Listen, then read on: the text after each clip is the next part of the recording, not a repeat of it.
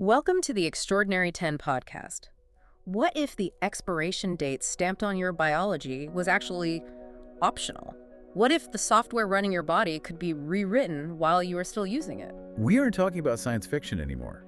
We are talking about a shift so fundamental it changes the definition of what it means to be human. Exactly. Today we are exploring biohacking, but forget what you think you know. We aren't talking about counting calories or, taking a multivitamin. No, not at all. We're talking about a hidden global superpower, a movement that is actively moving science out of the ivory tower. And putting it right in the garage. This is about turning patients into active optimizers. Right, and the scale of this is it's staggering. In the stack of research we have today, there are three really shattering revelations that just set the stage. Okay, so first up, we have the story of a tech billionaire subject. A man spending $2 million a year. $2 million a year? And enduring this brutal 5-hour daily medical routine, all to prove that death isn't inevitable. It's so intense. But then you flip the script completely and you have the child cloner. Yeah, a 12-year-old boy, just a kid, cloning DNA in his bedroom using a textbook he found at a church fair. Incredible.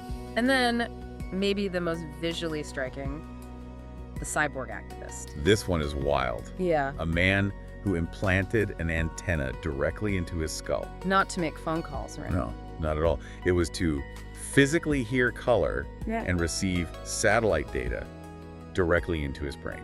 I promise you, by the end of the session, you will never look at your own body or the concept of health the same way again. We have a roadmap of 10 extraordinary facts to get through. We are going to journey from the microscopic molecular landscape of your blood. All the way through a world of implantable magnets and night vision eye drops. And then finally to rewriting the genetic code itself. It is going to be a wild ride. But before we get to the countdown, let's just, take a breath and unpack this. Because when I first saw biohacking, I admit I rolled my eyes a little. Oh, I get that. I thought, okay, here come the guys putting butter in their coffee, taking cold showers, and talking about focus. But this sources stack suggests something way, way deeper. It is much deeper. It's really about, the democratization of life itself. Democratization, okay. If you look at the definition that's emerging, biohacking spans this huge spectrum. On one end, you have the non-invasive things. Diet, wearable tech, things we're pretty much used to. Exactly. But on the other end, the far other end, you have the really invasive physical interventions. Implants, gene editing. That's the edge. Yeah. But it's the philosophy that grabs me, though. It's the shift from being a passive patient to an active optimizer. I love that phrasing. That distinction is, I think, crucial to understanding everything we're about to discuss. Oh, so? Think about the traditional medical model. It is fundamentally reactive. You are a passive participant in it. Right. You wait until something breaks. Exactly. You get sick, you feel a lump, you have a heart attack, and then you go to a doctor to get fixed. So you treat the body like a car that you only take to the shop when smoke starts coming out of the hood. That's a perfect analogy. Yeah. And biohacking just flips that entire script. It says, I am an active optimizer. I'm going to enhance my performance. And prevent the decline before it even shows up on a standard test.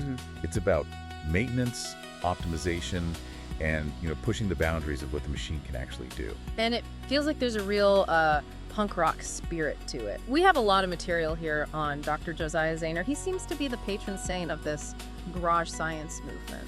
Oh, Zayner's a fascinating character in this whole narrative. Yeah. He's not just some guy in a basement with a chemistry set. No, not at all. He's a former NASA scientist. He has a PhD in molecular biophysics. He was literally working on engineering bacteria to terraform Mars. Wow. This is a guy with some serious credentials. And he quit NASA because he thought science was too restricted, right? I mean, that seems like a bold move. Most people would kill for a job like that. He did. He believes that science shouldn't be locked up in institutions or, stuck behind expensive paywalls. He's a major proponent of what we call garage biology. Garage biology. Yeah, his argument is that just as computer coding was democratized back in the 80s and 90s, where a kid in a basement could build the next Facebook or Google. Right. He thinks genetic engineering should be just as accessible to the public. That comparison to the computer revolution is really interesting. But coding an app and editing a gene feel like they have different stakes. For sure. If I crash my computer code, I get a blue screen. If I crash my genetic code, well, the consequences feel a bit more permanent. The consequences are certainly higher, And, that is where all the tension lies. But Zahner argues that the risk is worth the progress. He actually sells kits, right? Yeah, the Odin kits. I saw that in the notes. You can buy a CRISPR kit online, like add to cart, checkout, and you're editing bacteria at your kitchen table. He wants to put the tools of creation into people's hands.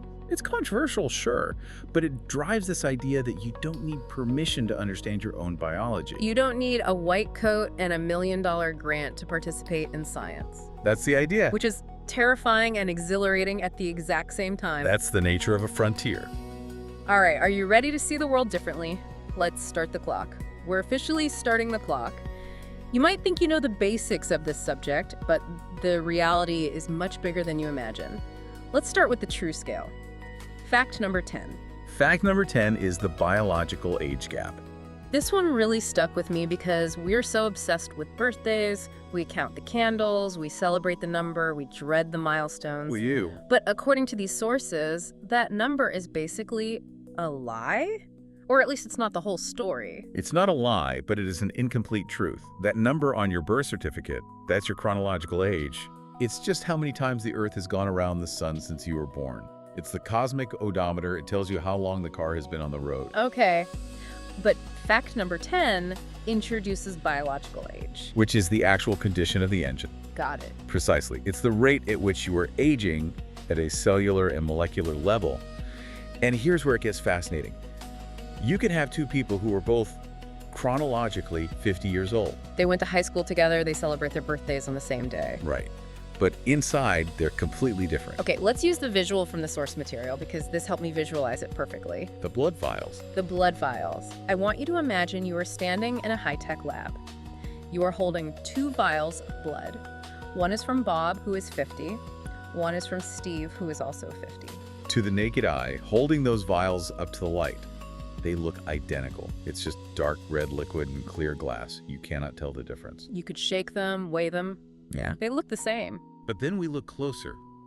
We aren't looking at blood cells. We're looking at the molecular landscape. And this is where the magic happens. What are we seeing? Specifically, we are looking at DNA methylation. Now, for the listener, this is a key term to understand. Think of your DNA as the hardware, the instruction manual that you were born with. Okay. Methylation is the software. It's the set of chemical markers that sit on top of the DNA and tell it which genes to turn on and which to turn off. So the DNA is the piano and methylation is the sheet music telling you which keys to press. That is a great analogy. And the source uses a brilliant visual here to explain what that looks like when we analyze it. The city versus the power grid. Walk me through that. So take vial A, that's Bob's blood. Bob has a youthful biological age. When you look at those methylation patterns, those chemical markers, it glows in orderly constellations. Orderly constellations. Yeah, the source describes it like looking at a well-maintained city at night from an airplane window. So the streetlights are on, the traffic signals are working, the grid is logical, you can see the neighborhoods, it all makes sense. Exactly. The systems are humming efficiently, the garbage is being collected, the power lines are secure. It is a city that is functioning. That is a youthful biological age. And vial B, Steve's blood. Vial B is the aged biological age. It looks like a power grid under stress. The patterns flicker chaotically, the switches are corroded, signals are degraded, the instructions are garbled. So it's a city during a blackout or a brownout? We're a city where the infrastructure is just crumbling, the lights are flickering, entire neighborhoods are dark, the traffic lights are all stuck on red. Wow. And here is the key takeaway for fact number 10. This invisible divergence, this difference between the well-lit city and the crumbling grid, is the gap between calendar time and biological reality. And the breakthrough is that we can now measure it. This brings us back to our billionaire subject from the intro, Brian Johnson.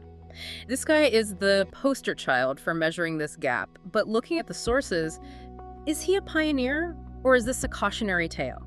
Because his life sounds exhausting. Brian Johnson is essentially treating his body like a software project.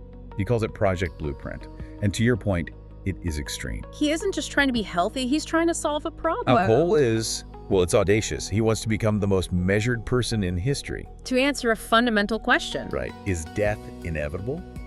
Or is it a technical problem that can be solved? And he puts his money where his mouth is. $2 million a year, that's a lot of kale. It is a full-time job. His routine is incredibly strict. Wakes up long before the sun. He He has a 5-hour morning routine. 5 hours. He takes over 100 supplements daily. Red light therapy. A meticulously measured diet down to the calorie.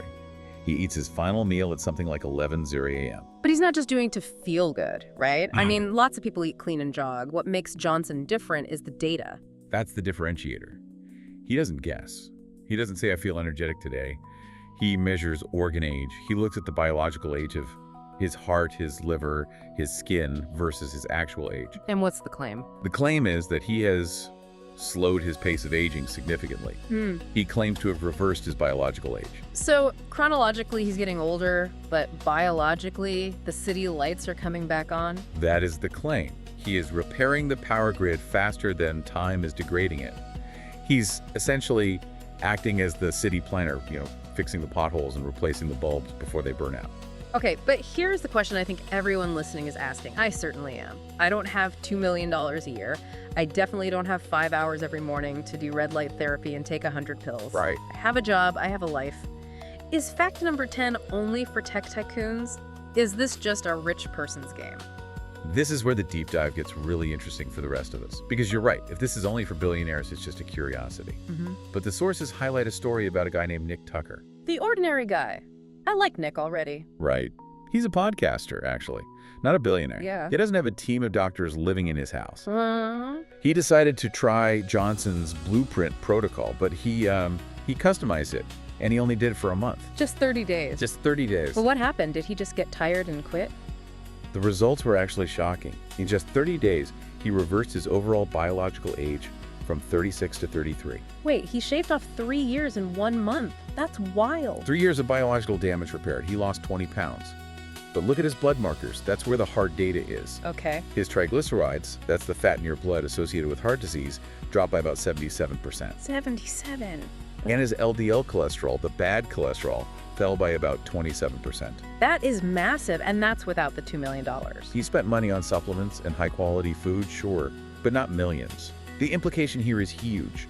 It suggests that this gap between chronological and biological age is malleable. It's plastic. You don't need $1 billion to affect the power grid. You don't. You can tighten the screws and clean the switches with lifestyle changes, provided you have the right data to know what to change. So the 80-20 rule applies here. You can get 80% of the benefit without the 5-hour morning routine. Exactly. Johnson is chasing that final 1% of optimization.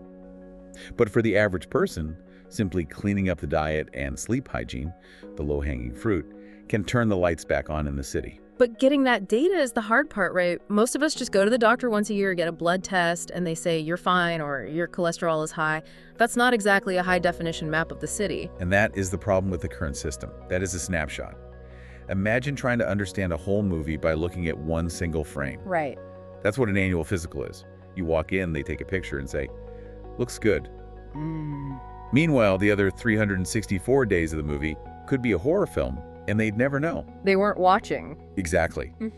Fact number 10 relies on a shift to what the sources call continuous monitoring. We need the full movie. We see this with diabetes, right? The little patches people wear. Continuous glucose monitors, or CGMs. Yeah. I see them everywhere now, even on people who aren't diabetic. They scan their arm with their phone. Right. And they revolutionize diabetes care because they give you a movie, not a snapshot.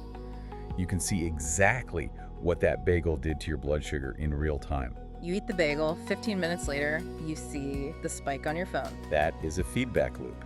It teaches you how your body works. So what's the next step? Because sugar is just one metric. It's important, but it's not the whole picture of the city. No, it's not. The sources point to the next frontier.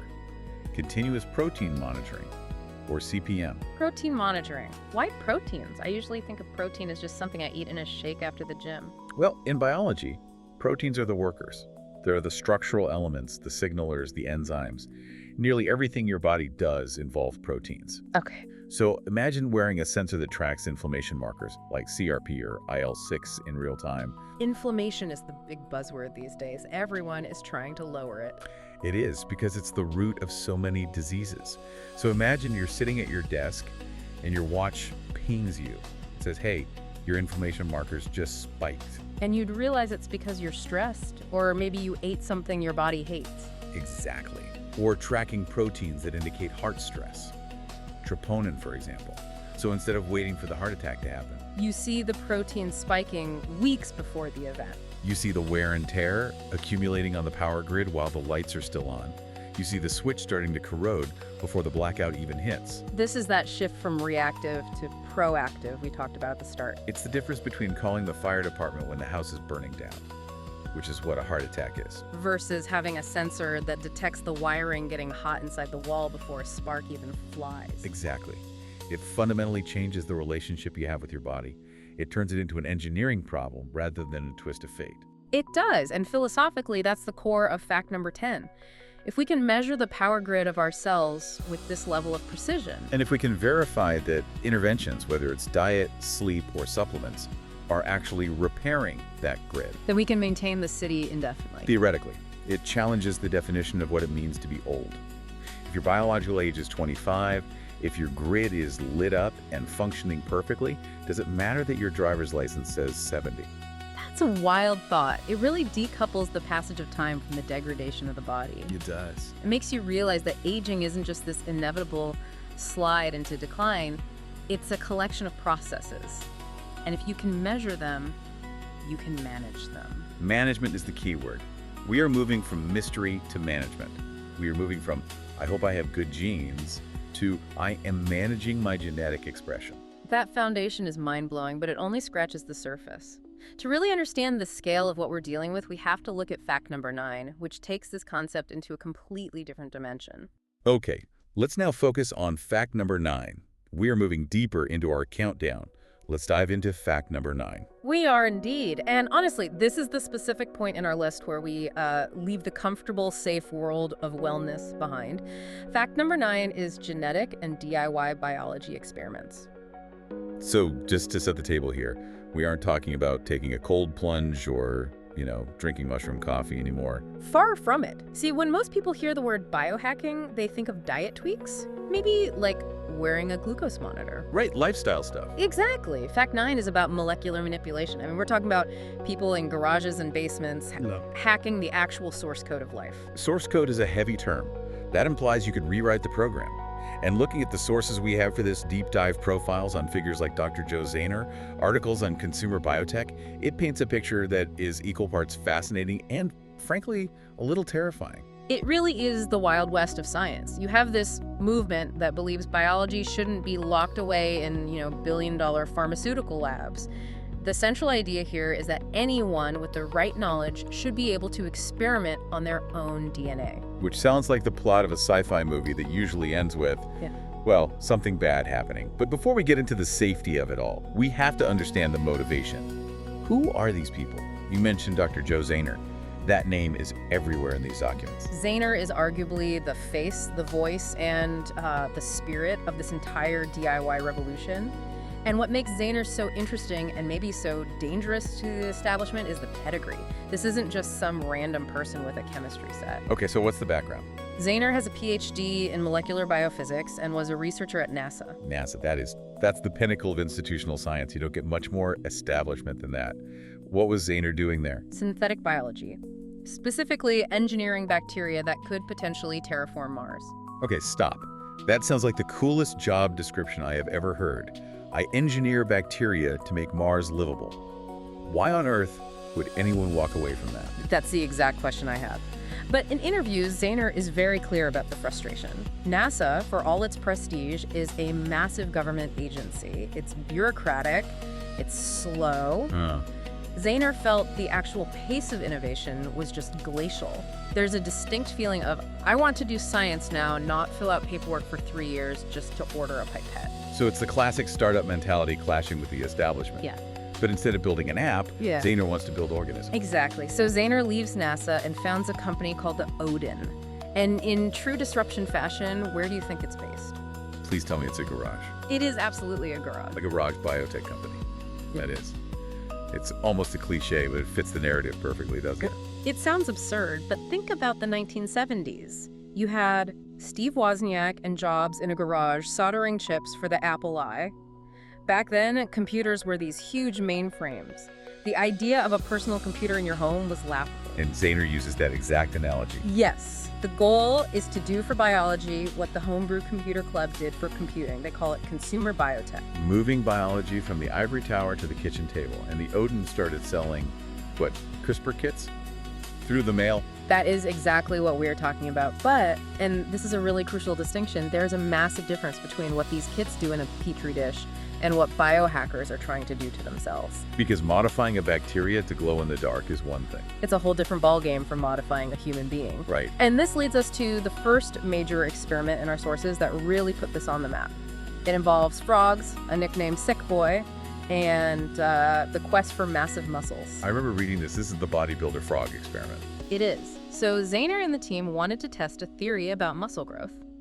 They took a group of frogs and used a gene therapy technique to introduce a specific human gene. Which gene? IGF-1, insulin-like growth factor 1. Okay, let's break that down for people listening. What does IGF-1 actually do? Think of it as a master switch for growth. In humans, your IGF-1 levels spike during puberty. It tells your cells, hey, it's time to get bigger, build tissue, build muscle.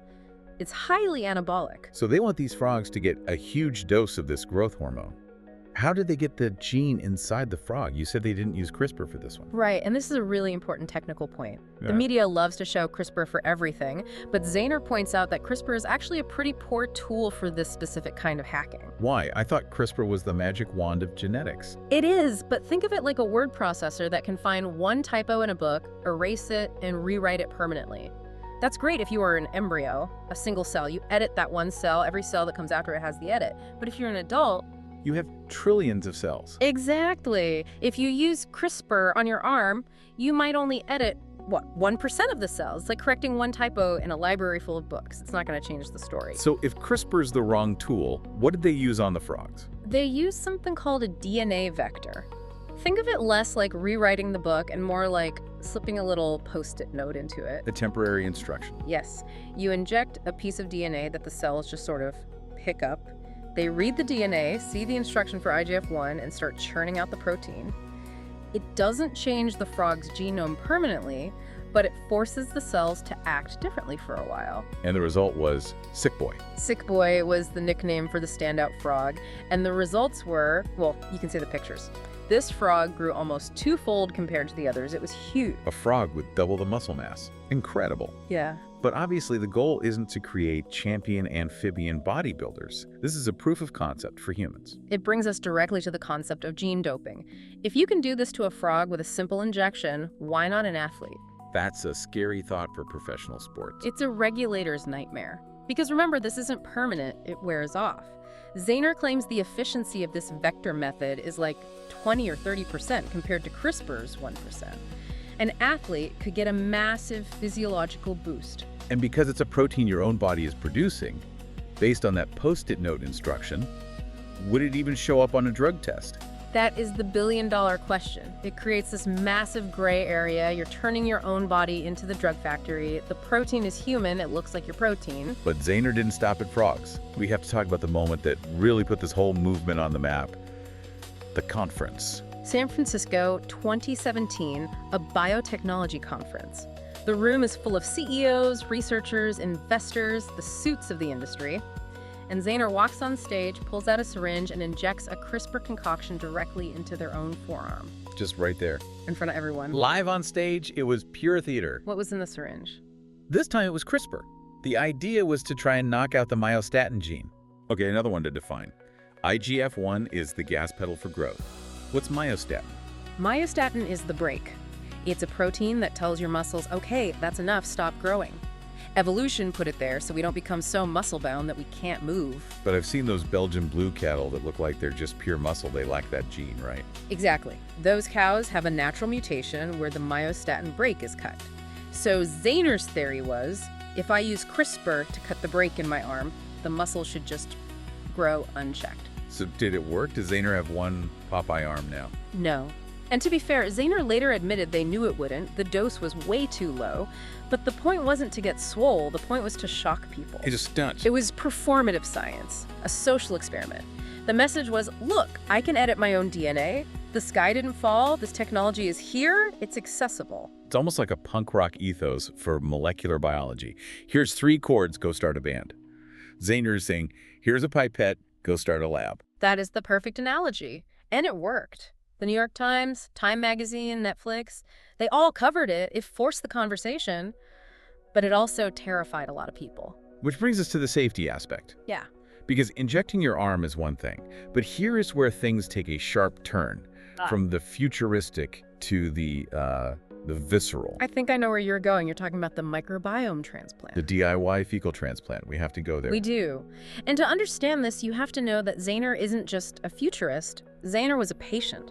For years, Zaner had severe gastrointestinal issues. We are talking serious pain, blood in the stool, just a miserable quality of life. And doctors couldn't fix it. No, they were treating symptoms, not the cause. Zaner became convinced the issue was the microbiome, the bacteria in the gut. The theory was, my bacteria are broken, I need to replace them. The old turn it off and on again. Essentially. But turning it off in this case is incredibly dangerous.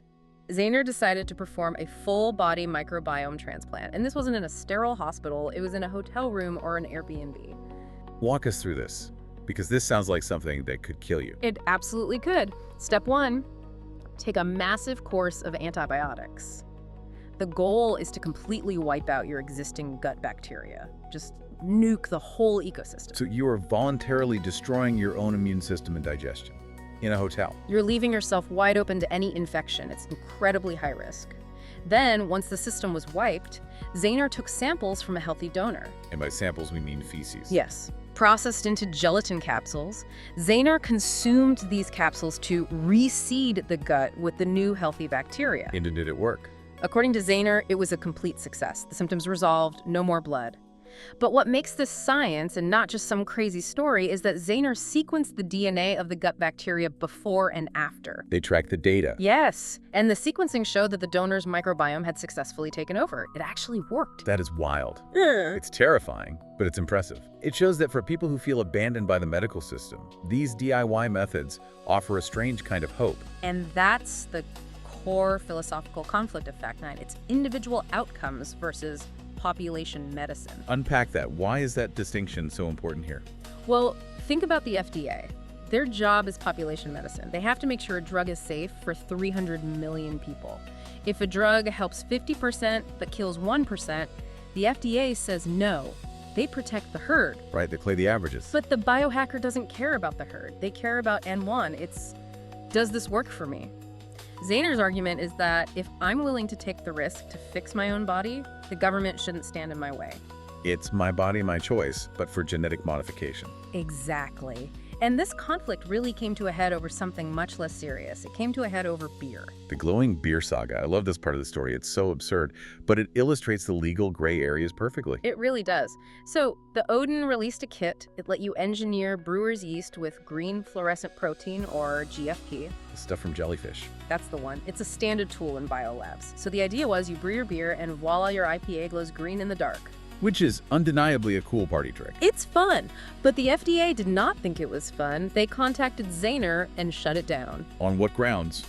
It's just yeast. They classified the green fluorescent protein as a color additive. Like red dye number 40. Legally, yes.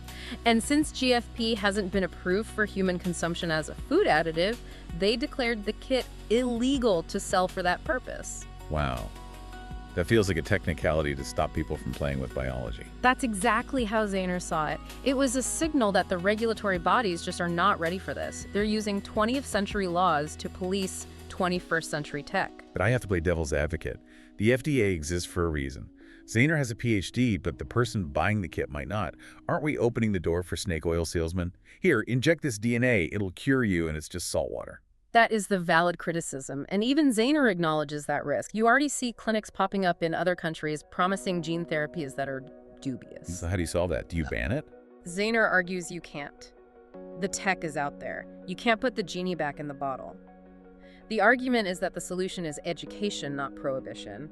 If you ban it, you drive it underground where it's really dangerous. Like teaching sex ed instead of preaching abstinence. Or driving. Cars are lethal weapons, but we don't ban them. We teach people how to drive. Zaner wants a world where we teach people how to drive biology. So where is this all going? Is the future just everyone doing poop transplants and Airbnbs? No, and Zaner has been pretty clear that the hacker phase is just the beginning. These individual hacks don't scale. You can't heal the world one hotel room at a time. So what's the end game? The vision is consumer biotech as a legitimate industry. Zaner imagines a future where a 12-year-old can engineer biology just as easily as they code an app today. I like that comparison. Today, a kid wants to build a game, they learn Python. In 20 years, maybe they learn CRISPR. That's the dream.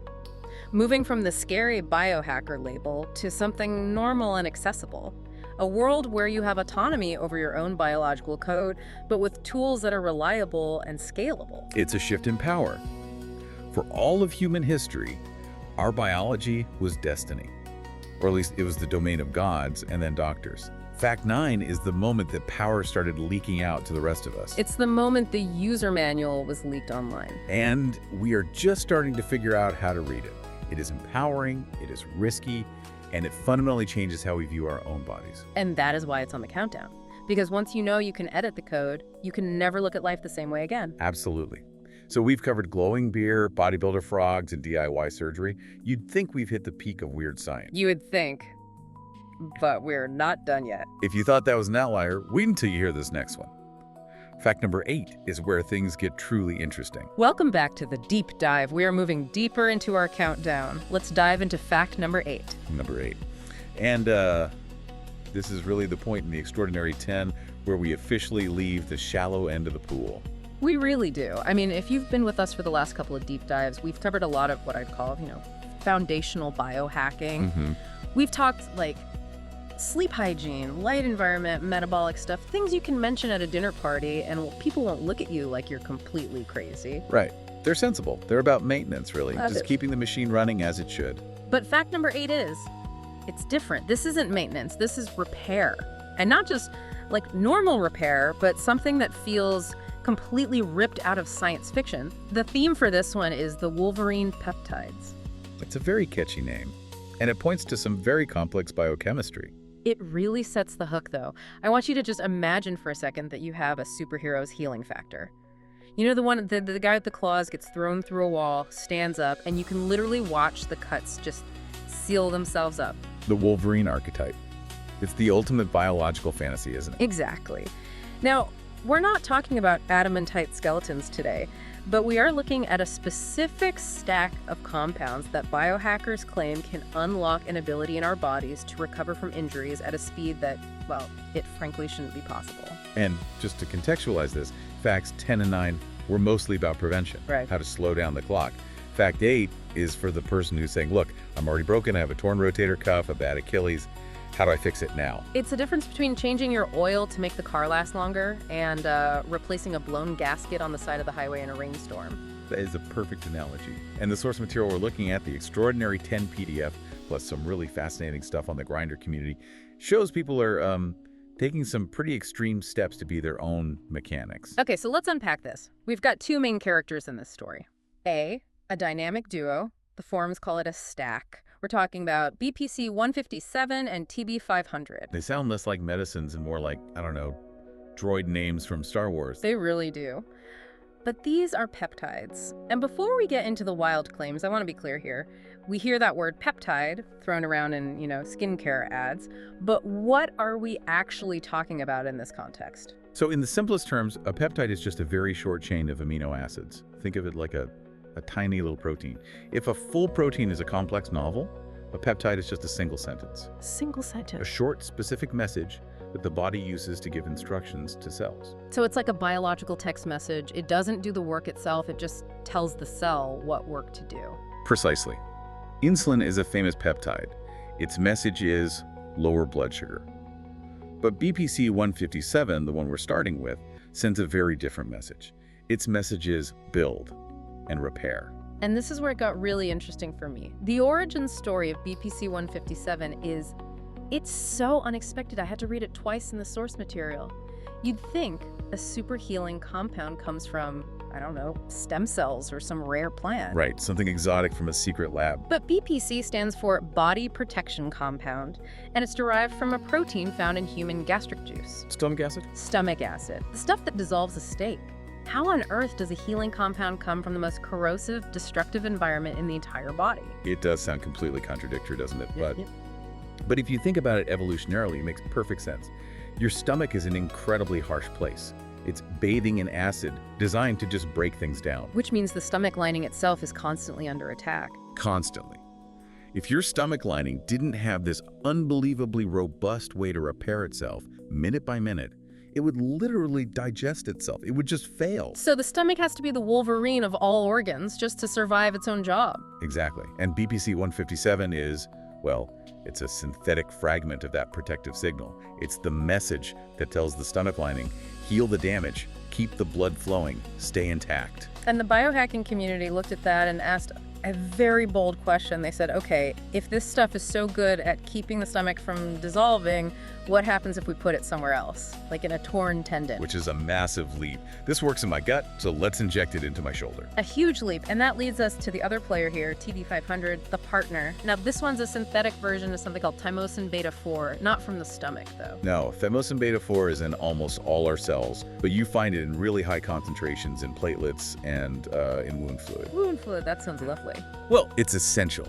When you get a cut, that clearish fluid that gathers, that's packed with this stuff. Its job is all about the cell's internal scaffolding, the cytoskeleton, and helping cells move. Okay, so let's put it together. We have one compound from the stomach that signals survive and repair, and another from wound fluid that helps the repair crew get to the job site. How does that create the Wolverine effect? How does it actually fix a bad knee? To get that, we have to talk about the mechanism. And first, we need to understand why injuries like tendinitis or torn ligaments take forever to heal in the first place. Yeah, anyone who's ever tweaked a shoulder knows this. You break a bone, 6 weeks, you're fine. You tear a tendon, and it can bother you for like 2 years. What? It's a supply chain problem, pure and simple. Muscles have a fantastic blood supply. They're red and vascular, but tendons and ligaments, they're what we call white tissue. Okay. They have very poor blood flow. So they're basically cut off from the body's resources. Exactly. Imagine a construction crew trying to fix a bridge, but the only road to the bridge is a single-lane dirt track. You can't get the cement trucks in, the materials just trickle in. That's your tendon trying to heal. It's starving. I love that analogy. The construction site is stalled because of bad logistics. And that's where BPC 157 comes in. The main mechanism that has everyone so excited is a process called angiogenesis. Angiogenesis. Angio for blood vessels, genesis for creation, Yeah. the growth of new blood vessels. The preclinical research suggests that BPC 157 basically tells the body to build new capillaries and blood vessels right into the damaged area. So, wait, going back to your analogy. It's like paving a 4-lane highway directly to that broken bridge. All of a sudden, the nutrient trucks, the oxygen, the repair cells, everything can get there. You're terraforming the injury site. That is a powerful image. You're physically changing the landscape of your own tissue to help it heal. And then you add TB500. If BPC 157 builds the road, TB500 calls in the specialized construction crew. It helps the cells rebuild their structural scaffolding, and really importantly, helps reduce scar tissue. So you've got the road and the crew. And the result, at least in the animal studies we see in the sources, is that tissues that would normally take months to heal, or maybe never fully heal, they start repairing at a shocking speed. It sounds incredible. Like, this should be the future of sports medicine. But here is where things take a sharp turn. I had a feeling we were going there. We have to, because if you're listening and thinking, great, I'll ask my doctor for a prescription of BPC 157 for my tennis elbow, you're going to be very disappointed. This isn't happening in hospitals. This is happening in garages. That's the reality check. We are firmly in the world of the grinder and DIY biology movements. The sources that describe this community, people like Joe Zahner, the forums, they paint a picture of people who are just not willing to wait for the FDA. Right. We're not talking about taking a supplement you bought at a health food store. The main way people are using these peptides, according to the guides, is subcutaneous injection. Needles. You're buying a vial of white powder from a website, usually with a label that says, for research purposes only. You're mixing it with special water and you're injecting it into your own body. This is what separates the sort of lifestyle optimizers from the true biohackers. Yeah. It's one thing to wear blue light blocking glasses. It's another thing entirely to inject research chemicals into your abdomen. This is wetware hacking. And it connects right back to that agency over biology idea. I mean, why go to that extreme? It's not just about the pain. It's about limitation. The grinder mindset it's this belief that your body is a system that can be engineered. If the standard medical system says, rest and ice for 6 months, to them, that's an unacceptable loss of life quality. 6 months of not being able to run or lift or play with your kids. Exactly. And if you believe there's a chemical key that could fix it in 2 weeks, the biohacker says it is my right to try and turn that key. It's an N of 1 trial, where you are both the scientist and the subject. It's a very libertarian view of your own biology. It is. And it comes from a deep frustration with the gap between what's possible in a lab and what's approved for a clinic. That gap can be 20 years. Some people aren't willing to lose 20 years of mobility waiting for the paperwork. So let's play devil's advocate. We have the mechanism, angiogenesis. We have the community willing to experiment. But what's the actual evidence? Is this all just hype? This is the absolute crucial part, the reality check. If you look at the research, the word you see over and over and over again is preclinical. Preclinical, which is just a nice way of saying it worked on a rat. Or a rabbit, or cells in a petri dish. And the studies are incredibly promising in animals. We see rat tendons healing faster. We see gut linings repairing in mice. It's all there. But humans aren't just 70-kilogram rats. We aren't. And the human clinical trials, the gold standard double-blind placebo-controlled studies, they are virtually non-existent for these uses. So we have this massive chasm. On one side, rats became Wolverine. On the other, FDA approved. And the biohackers are just living in that chasm. They are. And that chasm can be dangerous because what works in a rat might have side effects in a human that a rat doesn't live long enough to develop. What kinds of risks are we talking about? Beyond the obvious, injecting internet powder risk. Well, let's go back to the mechanism. Angiogenesis. Growing new blood vessels. That's fantastic for a torn tendon. But you know what else really loves a fresh supply of blood vessels? I have a sinking feeling I know the answer to this. Tumors. The cancer. A tumor needs a huge blood supply to grow and spread. It hijacks the body's systems to build those roads for itself. It needs angiogenesis. So theoretically, Yeah. if you have a dormant cancer cell somewhere and you flood your body with a grow more blood vessel signal, You could, theoretically, be pouring gasoline on a fire you didn't even know existed. Now, to be very clear, there is no evidence in the sources that says BPC 157 causes cancer, but we just don't have the long-term human data. that's a sobering thought. You're paving a road for the repair crew, but you might also be paving a road for something else. Exactly, and then you have the purity issue. Without regulation, quality control is a complete gamble. You're just trusting that this vial contains 99% pure peptide and not, heavy metals or something else. It's the Wild West. You're betting your health on a PDF from a website that might be gone tomorrow. It is, but, and this is a big but, the anecdotal reports are overwhelming. The forums are filled with them. My shoulder was shot for 5 years. I did a cycle of BPC. Now I'm pain-free. And you can't just dismiss all of that. The sheer volume is what's driving this. It connects back to that idea of biological age we talked about before. Right, the idea that your calendar age and your body's functional age are two different things. And nothing ages you faster than chronic pain and injury. Nothing. An injury ages you. It limits your movement, which hurts your metabolic health, which messes up your sleep. It's a downward spiral. So if you can reverse that one injury, You're not just fixing a knee, you are potentially reclaiming years of active, vibrant life. And that is the allure. That is why someone is willing to take the risk of injecting a derivative of stomach acid. that's a powerful frame. You're weighing an unknown risk against the certainty of a slow decline. It's the classic early adopter dilemma. In tech, the first VR headset might give you a headache. In biohacking, the bugs might be in your own biology. So where does this leave us? I mean, most people listening probably aren't going to go order a syringe kit. Probably not, and we are certainly not advising that, but I think Fact 8 represents a really important shift. We're moving from a model of just managing symptoms, taking ibuprofen and rest, to a model of actively engineering repair. We're trying to flip the switch from maintain to rebuild. Yes. And whether or not BPC 157 is the specific answer, the approach is revolutionary. It suggests our healing limits are not set in stone, they're just the default factory settings. and we're starting to find the developer codes. It's like we've been driving a car with the speed limiter on, and we just found the manual showing how to turn it off. Exactly. The question is, can we handle the car at that new speed without crashing? And that's the question for this entire field, really. It's just amazing how far people are willing to go. It shows this deep, deep desire for control. We can optimize everything else in our lives. It drives us crazy that we can't optimize our own biology with the same precision. Agency, that word just keeps coming up. It's the core of it all. The belief that your biology isn't your destiny. It's just the starting point. So to recap, fact number 8, the Wolverine peptides, BPC-157 and TB500. Signaling molecules that tell your body to build roads and send in the construction crew. Immense promise in animals, but currently living in the gray market of self-experimentation. High potential reward with unknown but very real potential risks.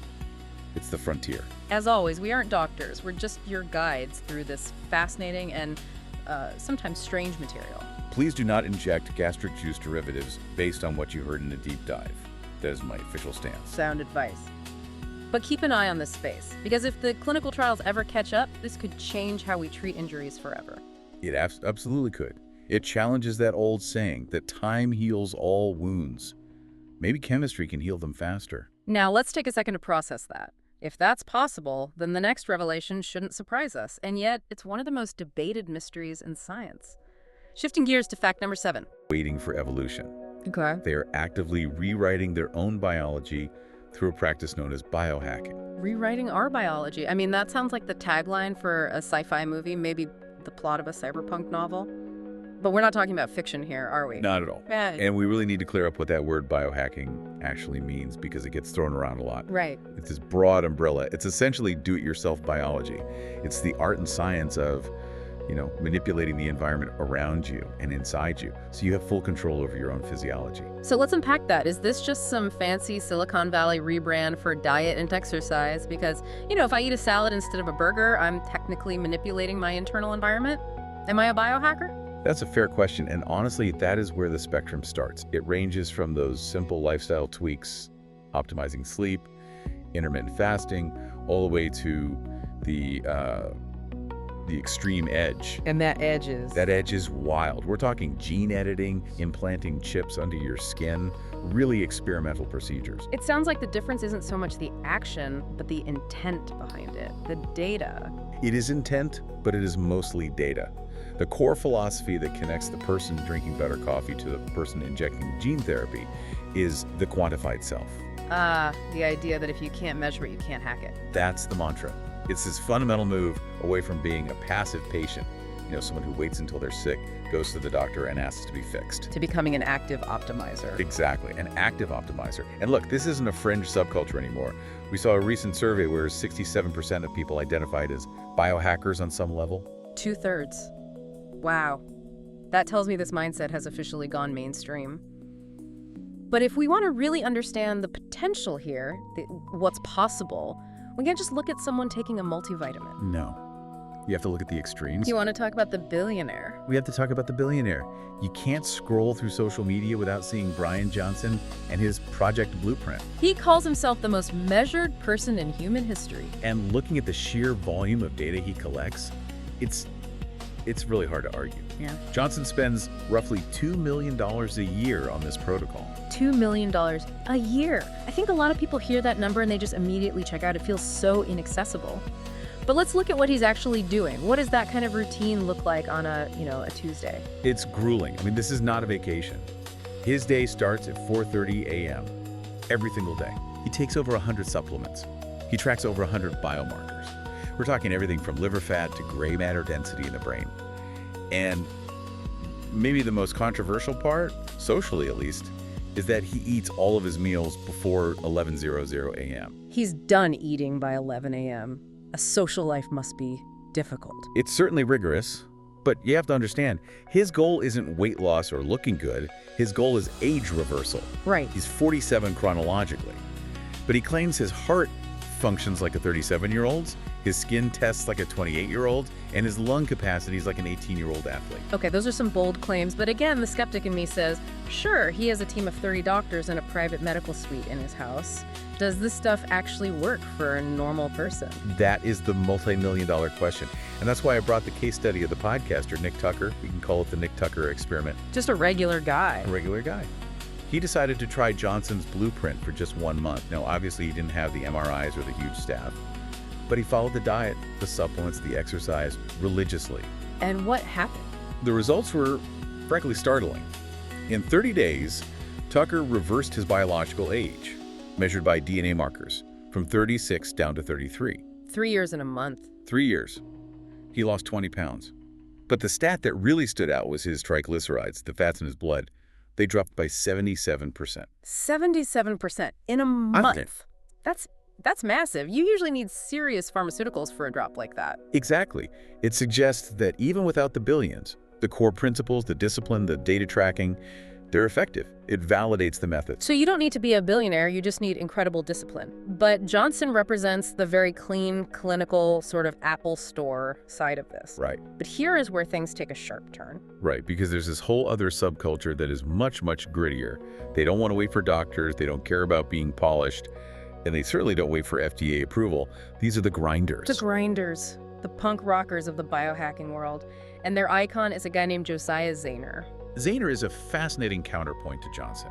He's a former NASA scientist, background in synthetic biology. The guy is brilliant, but he got disillusioned.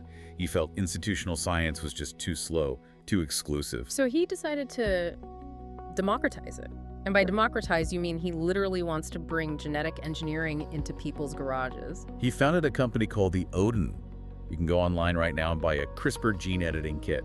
He believes in what he calls morphological freedom, The right to modify your own body however you see fit. regardless of safety regulations. And he practices what he preaches. I mean, take the microbiome transplant he performed on himself. This story is vivid. I remember reading this and just thinking, he did what? It's intense. Zayner had severe GI issues for years, and traditional medicine wasn't helping. So he decided to perform a full-body microbiome transplant on himself. He basically nuked his own gut bacteria with antibiotics, and then introduced a donor's bacteria. And just to be clear for everyone listening, he did this in a hotel room. A hotel room and a garage, yes. Yeah. It involved a DIY fecal transplant. That is unbelievably dangerous. Extremely. Sepsis, infection, death.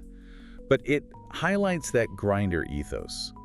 If the system won't fix you, you fix yourself. And he didn't stop there. The Biotech conference in 2017. Oh yeah, he sat on a stage, live streamed it, and injected himself with CRISPR designed to inhibit myostatin. Myostatin, that's the gene that stops muscle growth. So he was trying to genetically engineer himself to get huge live on stage. Essentially. Now, whether it worked physiologically is debatable, but the statement was loud and clear. This technology exists, and we shouldn't be afraid to use it on ourselves. So you have these two extremes, Johnson in his sterile clinic and Zayner in his garage. But aren't they both chasing the same fundamental science? They are. They're both chasing the distinction between chronological age and biological age. This is the holy grail for all biohackers. Okay, let's break this down because it's so central to this whole idea. Chronological age is just the candles on your birthday cake. It's just math. Yeah. What is biological age? The best analogy I've found is to think of your body like a library book. Chronological age is the publication date, let's say 1990.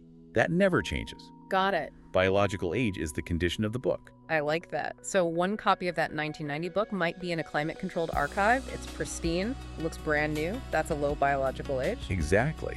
But another copy of the same book might have been left out in the rain, dog-eared, spine cracked, maybe has some coffee stains, same publication date.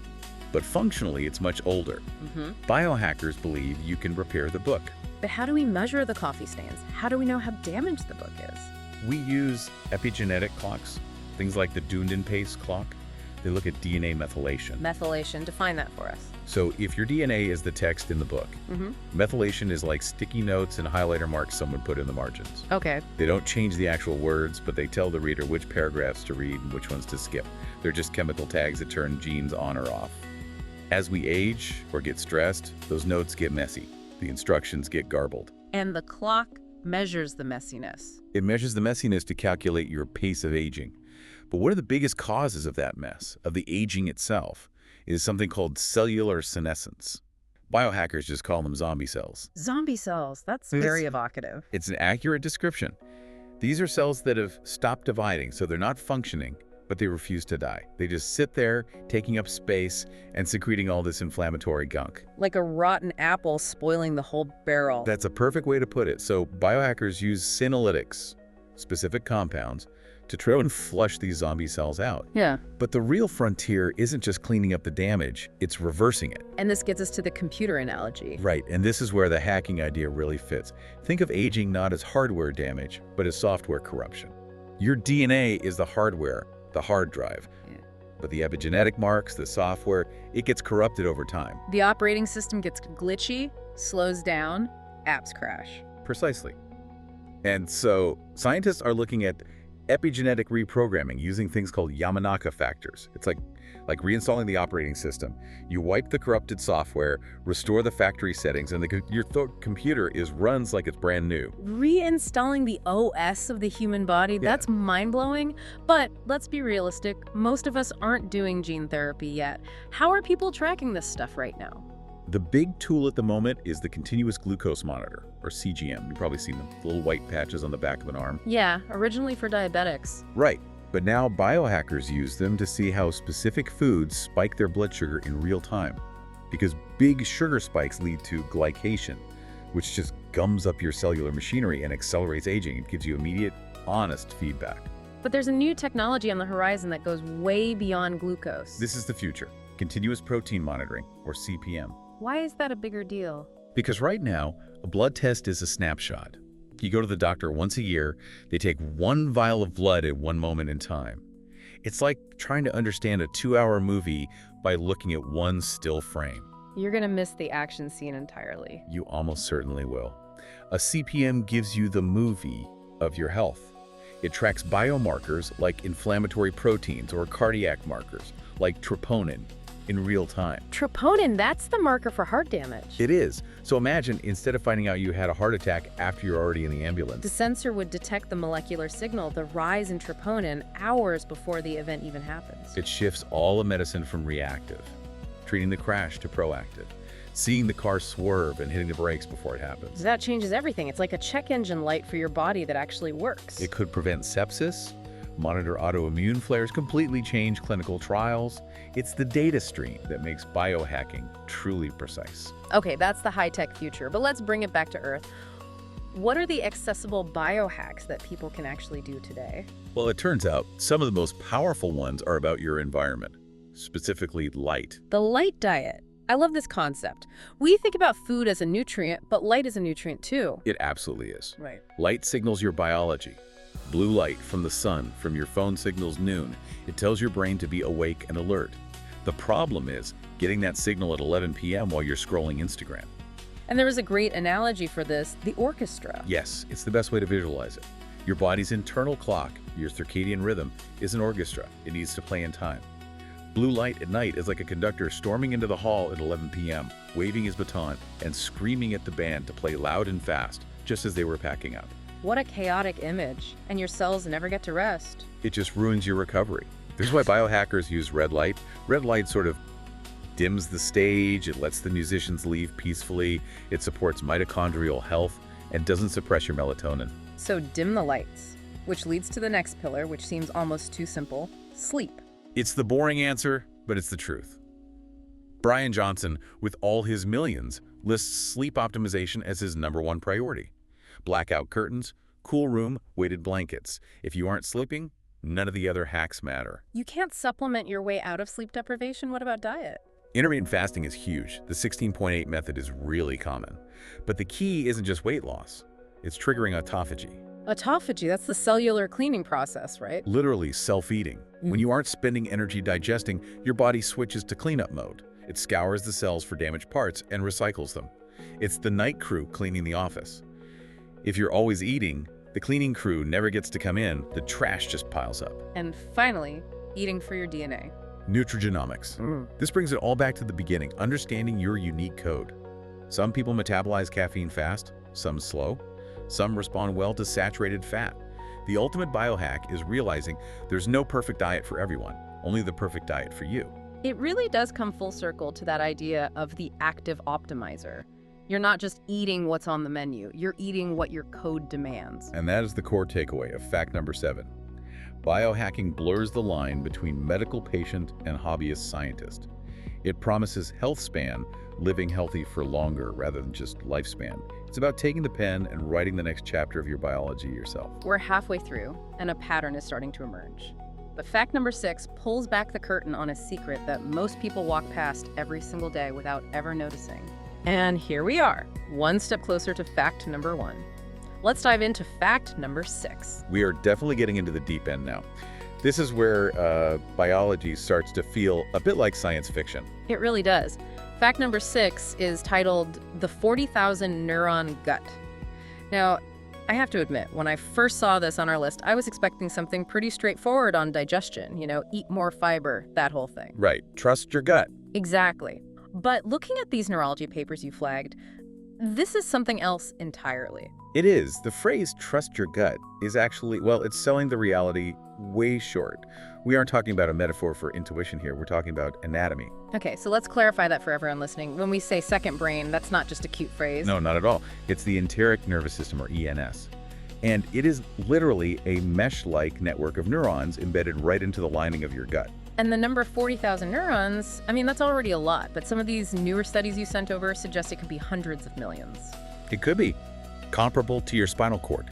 It is incredibly dense. And what makes the ENS so unique is that it can operate on its own. Independently? Completely. It's a grim thought experiment, but if you were to sever the connection to the main brain, your gut would just keep working. It has its own reflexes, its own processing power. That's the part that just blows my mind. It's not just a puppet for the brain upstairs. I was reading about the vagus nerve, which is the main cable connecting the two. The main data highway, yeah. And I always assumed the brain was the CEO, just barking orders down to the stomach, digest this, feel hungry. But the traffic is mostly going the other way. It is. It's about 90% the other way. The signals are going from the gut to the brain. Your gut is constantly briefing headquarters. Freaking it on what? On everything. Chemical levels, immune status, what microbes are present. It's also making most of your neurochemistry. I saw that stat. Something like 95% of the body's serotonin is made in the gut, not the brain. Exactly. So when you have that, sinking feeling or butterflies, that's not in your head. That is a biological event happening in your gut and signaling upward. The environment down there is dictating the weather in your brain. Okay, so we've got this sophisticated, semi-autonomous brain in our gut. But this is where things take a really sharp turn. Because usually gut health conversations are about, what, probiotics? Kimchi? Yeah. But the sources we have today, they take us on a much darker journey. It's not about what you eat, it's about a specific invasion. And this is where the deep dive really earns its name today.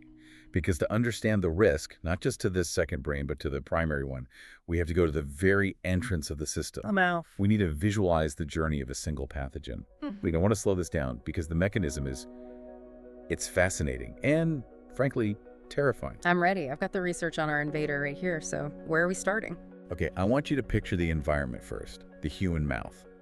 To us, it's just teeth and tongue. But on a microscopic level, it's a rainforest. It's hot, humid, and just packed with life.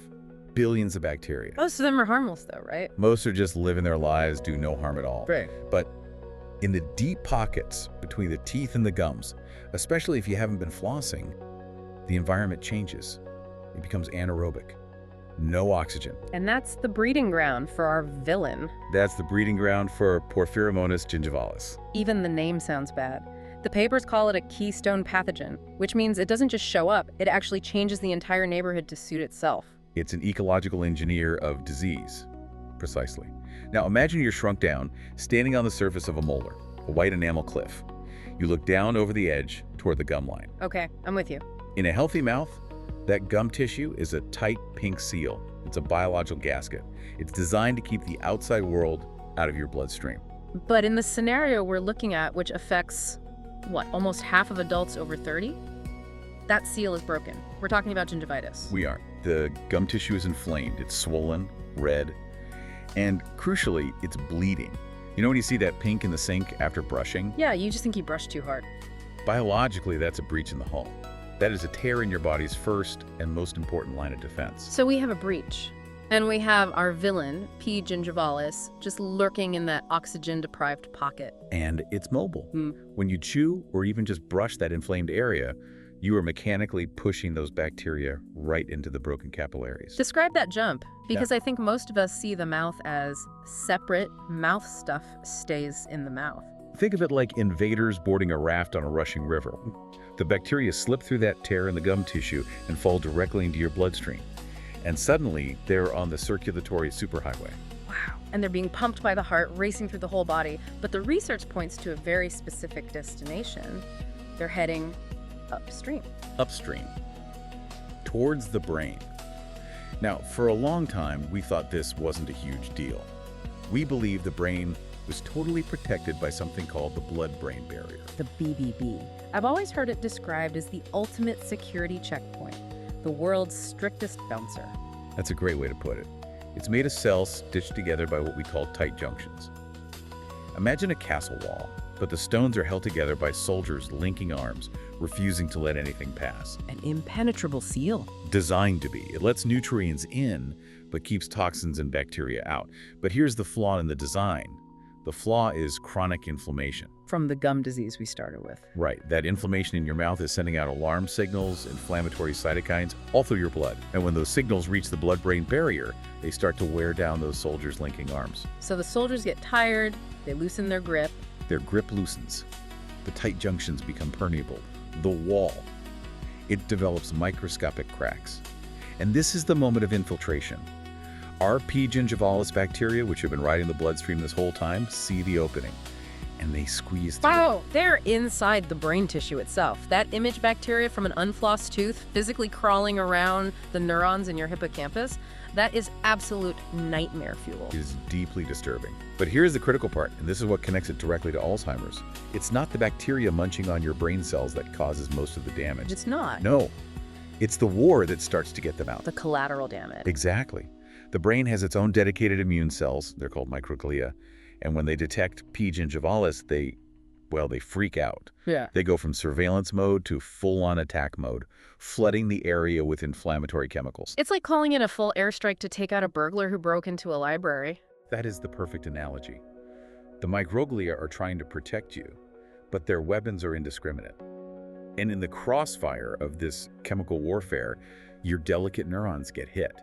This is where we see the physical signs of Alzheimer's actually start to form. Right. Let's unpack that, because the terms tau proteins and amyloid plaques get thrown around a lot. Let's simplify it.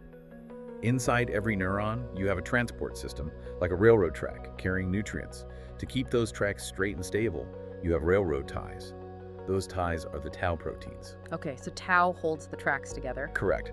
But during this inflammatory airstrike, chemical changes cause the tau proteins to just let go. They detach from the track, and then they twist up into the tangles. And without the ties, the railroad falls apart. It collapses. The neuron can't get nutrients, it can't clear out waste, and it starves and dies. That's the neurofibrillary tangle you hear about. At the same time, the brain is trying to trap the bacteria with this sticky protein called amyloid beta. Which forms the plaques.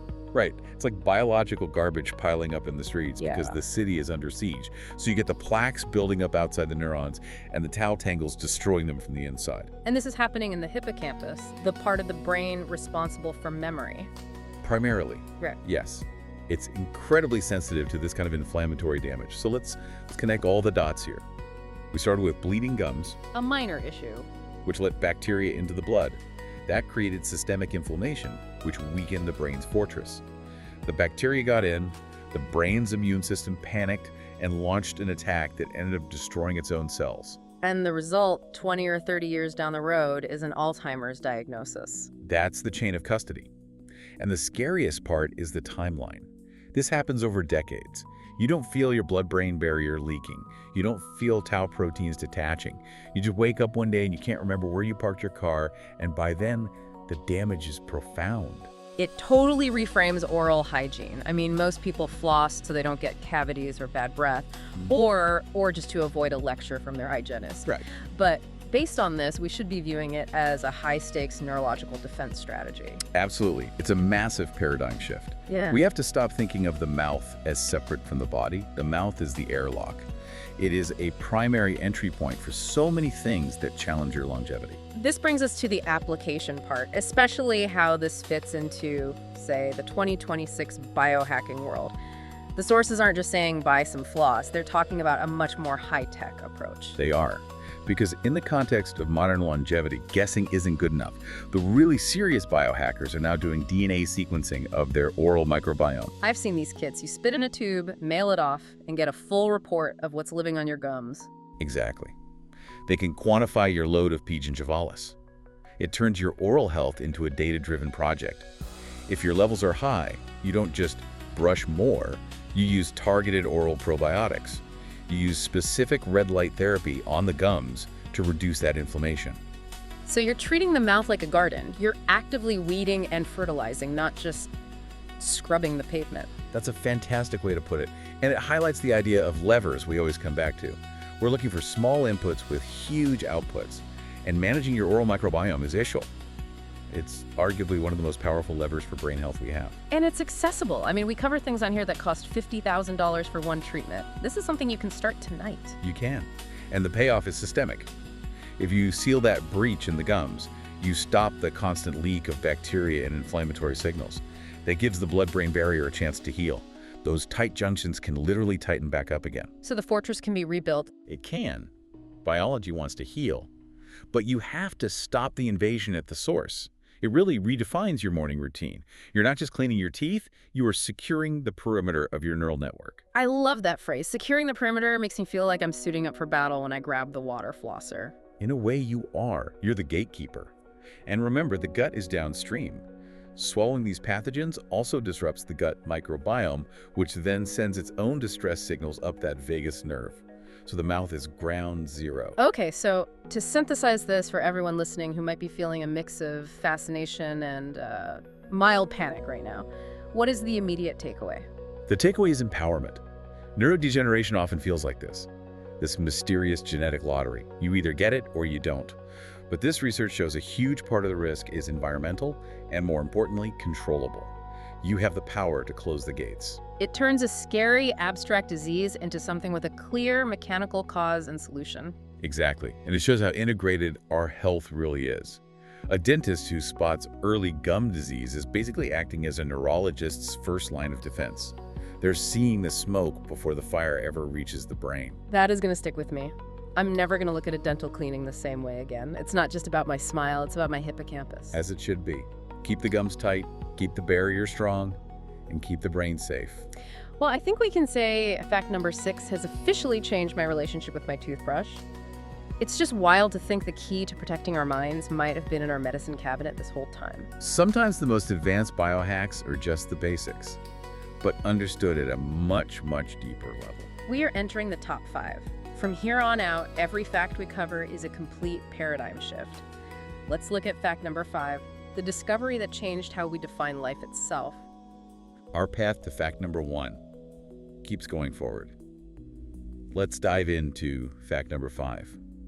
This one is, it's huge. It's going to challenge a really fundamental assumption that almost everyone listening holds true. Which is what? The idea that the body you are born with is, well, the body you are stuck with. Okay, that brings us directly to the definition of fact number 5. The human body is not a fixed biological reality. It is actually a hackable operating system. Like software. Exactly. It's software that can be edited, optimized, and upgraded, provided you have the right tools and the nerve to use them.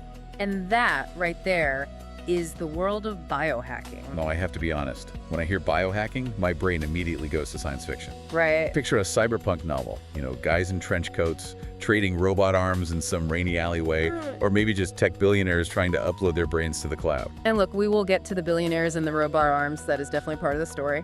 But the reality is much broader and, frankly, much more accessible. According to definitions from sources like Progensel and Forbes, biohacking is really just do-it-yourself biology. So, system thinking for the human form. Precisely. Think of it as treating the body less like this sacred temple we just have to accept and more like a high-performance race car. Or a computer that requires engineering. Exactly. It's a spectrum. On one end, you have things your grandmother might have done, like taking cod liver oil or getting more sunlight. And on the other end, On the other extreme end, you have people injecting experimental DNA into their arms in a garage. wow. So the mission for this deep dive is to see how these citizen scientists, and yes, those eccentric billionaires, are trying to seize the means of biological production. To extend life, expand senses, and optimize performance. And while biohacking sounds super intimidating, a lot of people listening right now are probably already doing it. Without even realizing they've joined the movement, that's the entry level. This is where we talk about lifestyle optimization. So wait, if I decide to skip breakfast because I read about intermittent fasting, am I technically a biohacker? You are, yeah. You aren't just skipping a meal because you're busy. You are intentionally manipulating your feeding window to trigger a specific biological outcome. Usually that's metabolic flexibility, right? Or something called autophagy. Autophagy, yeah, which is just a fancy word for the body's internal recycling process where it cleans out damaged cells. It's an input for a specific output. The same goes for the keto diet then. It's not just about weight loss, it's trying to force the body's operating system to switch fuel sources. Yes, and we are seeing this evolve into something much more sophisticated called nutrigenomics. This is a key insight for you. Yeah. We are moving beyond the generic idea of just healthy food, eat your vegetables, to food that specifically interacts with your unique genetic makeup. Meaning what works for you might not work for me at all. Exactly. It's the study of how nutrients influence gene expression.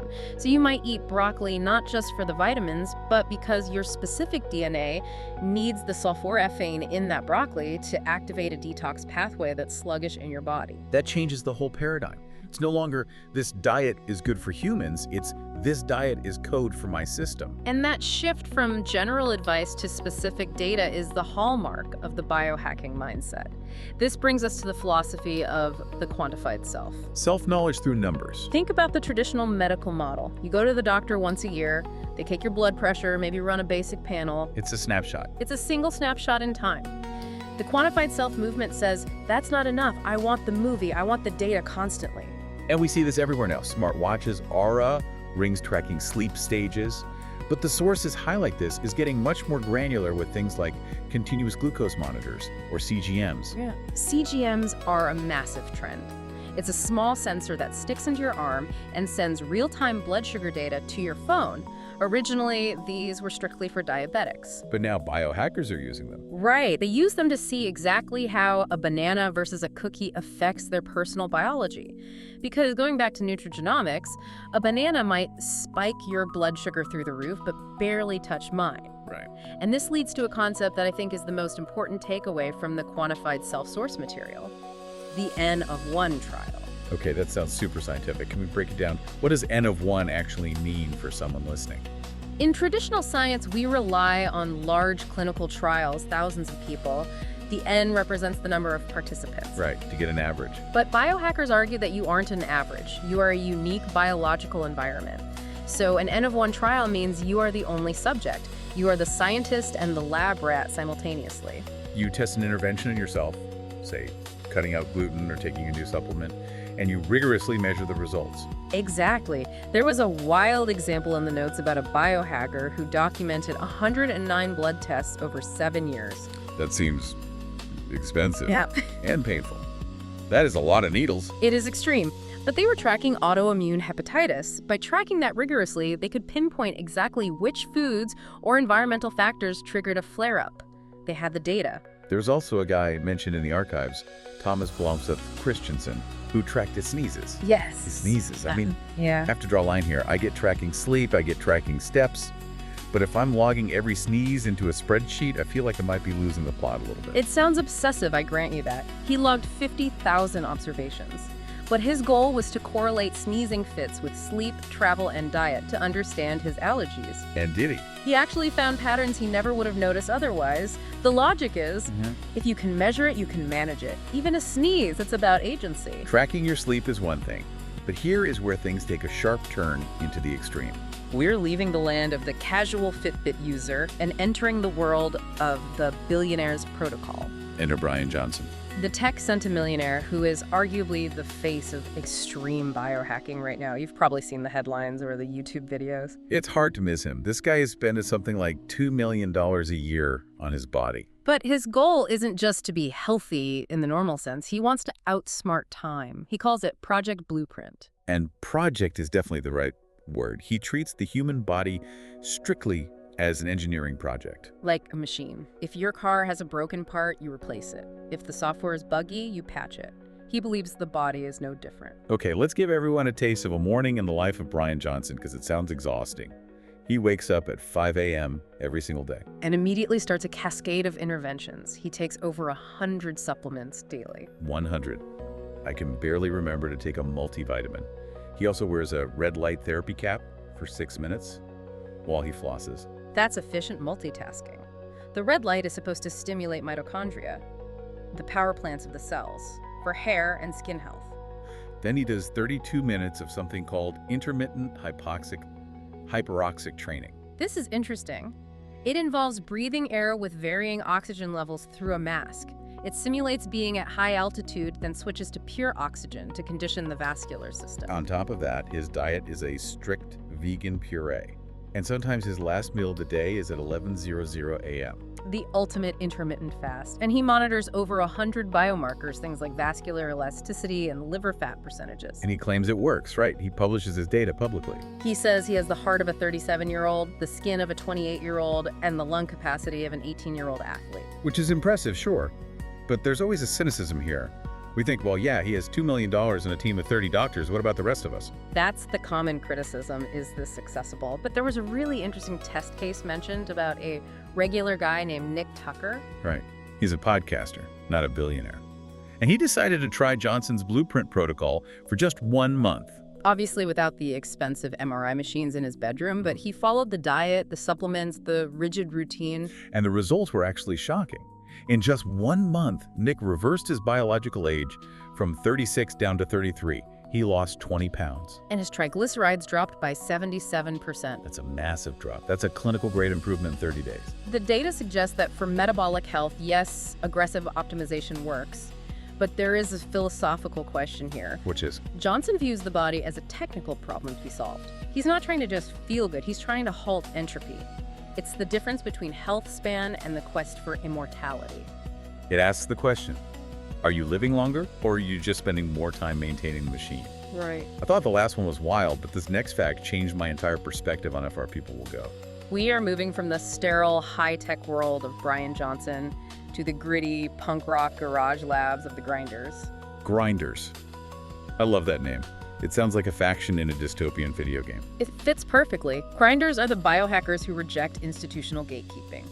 They believe in DIY biology in its rawest form. They aren't waiting for the FDA. And the poster child for this movement, or maybe the mad scientist, is Josiah Zayner. A fascinating figure. He's a former NASA scientist, so he has the credentials. But he left because he felt institutions were moving too slowly. He wanted to push the boundaries now. He didn't just leave. He went rogue. One of the most famous stunts he pulled was the CRISPR muscle hack. This was a huge media moment. CRISPR is a revolutionary technology for editing DNA. Zayner sat on a live stream and injected himself with a DNA modifier designed to knock out the myostatin gene. And myostatin is the gene that tells your muscles to stop growing, right? Like in those double muscle pulls. Correct. So he injected this into his arm. And did he turn into the Hulk? No, it didn't really work. But for Zayner, the point wasn't just to get ripped. It was a statement. It was a demonstration. He wanted to prove that a regular person could access and use this technology. He literally sells DIY CRISPR kits online. He also did a gut hack. And this one is, well, it's effective, but it is gross. He attempted a full-body microbiome transplant on himself to treat his IBS and bipolar disorder. So he took fecal matter from a healthy donor. A fecal transplant. He processed it in a hotel room and implanted it into his own gut. That is extreme commitment. But here's the crazy thing. He documented it with DNA sequencing before and after, and it worked. The donor's microbiome successfully colonized his gut, and his symptoms improved. It's that N of 1 trial again. He took a massive risk for a result he couldn't get from traditional medicine. Exactly. But the Grinders go even further. They are merging with machines. We're talking about cyborgs. This is where we get into implantable tech. I was reading about them implanting neodymium magnets into their fingertips. It's a very popular hack in the Grinder community. Why? Just to pick up paper clips at parties. It sounds like a party trick, but it's actually about sensory expansion. The magnet vibrates when it encounters an electromagnetic field. So like a microwave or a power line. Exactly. And because of neuroplasticity, over a few weeks, the brain stops interpreting that vibration as touch and starts interpreting it as a new, distinct sense. They develop a sixth sense for electricity. They can feel live wires behind a wall. They are literally upgrading their hardware to get a new software feature in their brain. That is wild. It makes you ask what other senses we're missing just because we lack the hardware. And then there's the night vision experiment. Oh, this one terrified me. A guy had a chemical called chlorin E6 dripped into his eyeballs. It's a chlorophyll analog found in deep-sea fish. It makes the retina hypersensitive to light. And for a few hours, he could actually see people moving around in the woods in pitch blackness. He essentially induced temporary night vision. Now, was it dangerous? Potentially. But it demonstrates the core philosophy of this group: genetic sovereignty. The idea that your DNA and your biology belong to you. Right, it's a very anti-establishment view. They believe you have the absolute right to modify your own code however you want. My body, my code. While injecting things in your garage is fascinating, the real revolution might be happening quietly in the medical field. And this brings us to the future of medicine. We are moving from reactive fixing you when you break to proactive. And the technology driving this is continuous protein monitoring, or CPM. Okay, we talked about continuous glucose monitoring, CGM, that's sugar. Why is tracking proteins such a big leap? Glucose is just fuel. It tells us about metabolism. But proteins are the workhorses of biology. They are the signals. They signal inflammation, heart stress, brain health, organ function. So instead of just knowing if your sugar is high, you'd know if your heart is currently stressed or your liver is becoming inflamed. Exactly. Think about how we do medicine now. It's a snapshot, a blood draw at 9 a.m. on a Tuesday. But if I had a heart attack precursor at 4 p.m. the day before, that test might have missed the warning signs completely. Right. The body is dynamic. So wearable or implantable sensors are being developed to track these proteins in real time. This changes everything because it allows us to see the movie of your health. Let's look at the use cases because they are life and death scenarios. Sepsis is a prime example. A massive killer in hospitals. It moves incredibly fast. By the time you see symptoms, it's often too late. But molecularly, the storm starts hours earlier. The protein's inflammatory markers like IL-6 and cytokines spike way before the fever hits. So if a monitor could detect that molecular signature hours before symptoms appear, you could treat it immediately. You stop the fire before it burns down the house. It saves lives. Or look at organ transplants. If you get a new kidney, you live in constant fear of rejection. Right, and you usually only find out when the organ starts to fail. But with CPM, we can detect a protein called CXCL9. It spikes immediately when the immune system starts to attack. You could catch the rejection days or weeks before any permanent damage occurs. That's incredible. And for the millions of people with autoimmune diseases, lupus, IBD, this is a game changer. Currently, they just live in fear of flares. A monitor could predict a flare-up by tracking those inflammation markers, allowing them to take medication preventatively. It's the difference between waiting for the fire alarm versus seeing the smoke and putting it out with a cup of water. It shifts the entire model of healthcare from fixing what is broken to preventing the break. So what does this all mean? We've gone from tracking sneezes to billionaire longevity protocols to garage cyborgs feeling electricity to the future of medicine. I think the takeaway is that the era of passive biology is ending. For all of human history, we accepted that our bodies were a black box. We accepted that we would age and fail on a schedule we couldn't control. And now, whether it's through diet, data, or DNA editing, we are grabbing the steering wheel. We are realizing that the operating system is open source, and we can write new code. It challenges the very definition of what it means to be human. Are we a finished product, or are we a work in progress? The biohackers say we are just getting started. And if the last few years are any indication, the upgrades are coming faster than we can imagine. The evidence for what we just discussed is undeniable, but it leads us to an even bigger question. Fact number 4 isn't just a theory, it's a visible, tangible miracle of the natural world. This is fact 4, more than halfway already. Let's keep moving forward. Let's dive into fact number 4. And this one, it's a really fundamental shift in how we relate to our own bodies. Fact number 4 is the rise of the biohacker. Humans are actively rewriting their own biological operating systems. Rewriting our operating systems. I mean, that phrase alone, it sounds like we're moving out of the age of silicon and into what some people are calling the age of biology. That's the idea. And looking at the stack of research you brought today, I mean, is everything from a billionaire's personal longevity logs to academic papers on, continuous protein monitoring? Yeah. It really feels like the line between healthcare and engineering is just vanishing. We're not just talking about eating kale here. And not at all. This is a movement that treats the human body like a machine that can be debugged, optimized, and, well, upgraded. So the mission for this deep dive is to really dig into that shift, right? From reactive medicine Fixing things after they're broken. to this new proactive optimization. And based on these sources, we have to look at the extremes. You've got ex-NASA scientists in their garages, reports on a grinder subculture. People literally merging man and machine. It's a whole spectrum from, high-tech clinics to this kind of punk rock DIY experimentation.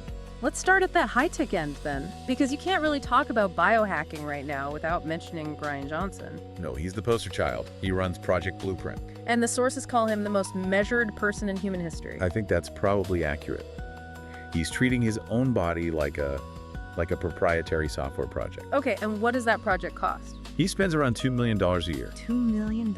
Annually on a team of 30 doctors just monitoring every single accessible metric of his physiology. That is just staggering. And his routine, looking at the logs, it's grueling. He's up at 4.3, 5.0 a.m. Swallows over 100 supplements a day. 100. And the diet is strictly vegan, calorically restricted. We're talking super veggie sludge and something called nutty pudding. It's not about taste. Clearly not. But beyond all that discipline, what's the actual biological strategy? What is he trying to do inside his cells? He's trying to slow the rate of aging by hitting inflammation and oxidative stress at a cellular level. Yeah. So caloric restriction, for example, it's well documented to trigger autophagy. Autophagy, right. That's the cell cleanup process. Exactly. The body's recycling program. So Johnson isn't just eating healthy. He's trying to force his body into a constant state of repair. He tracks vascular elasticity, liver fat. And I saw in the notes even uses nighttime erections as a metric. He does. As a proxy for nervous system health and overall biological age, he measures everything. And the results. The data claims he's actually succeeding. The claims are that he has the heart of a 37-year-old, the lung capacity of an 18-year-old. So he's slowed his aging rate by the equivalent of 31 years. That's what they're saying. That's the claim. But let's be real for a second. Is this something that's scalable for the rest of us, or is this just what a billionaire with a midlife crisis and an unlimited budget does? That's the billion-dollar question, isn't it? And interestingly, the sources give us a kind of counterexample, a podcaster named Nick Tucker. Right, the ordinary guy case study. He didn't have millions. He spent, about $333 a month? Just over $300, yeah. Trying a budget version of Johnson's protocol. And his results were pretty shocking. He reversed his biological age by 3 years in just 1 month. 1 month. And he lost 20 pounds, dropped his triglycerides by 77%. It's incredible. So what does that tell us? That you don't need the 30 doctors. It tells us about a concept called the power law, the Pareto principle. The 80-20 rule. Exactly. In biohacking, 20% of the effort, the simple stuff, sleep, avoiding junk food, exercise, that gets you 80% of the results. So Brian Johnson is spending millions chasing that last really difficult 20% of optimization. He is.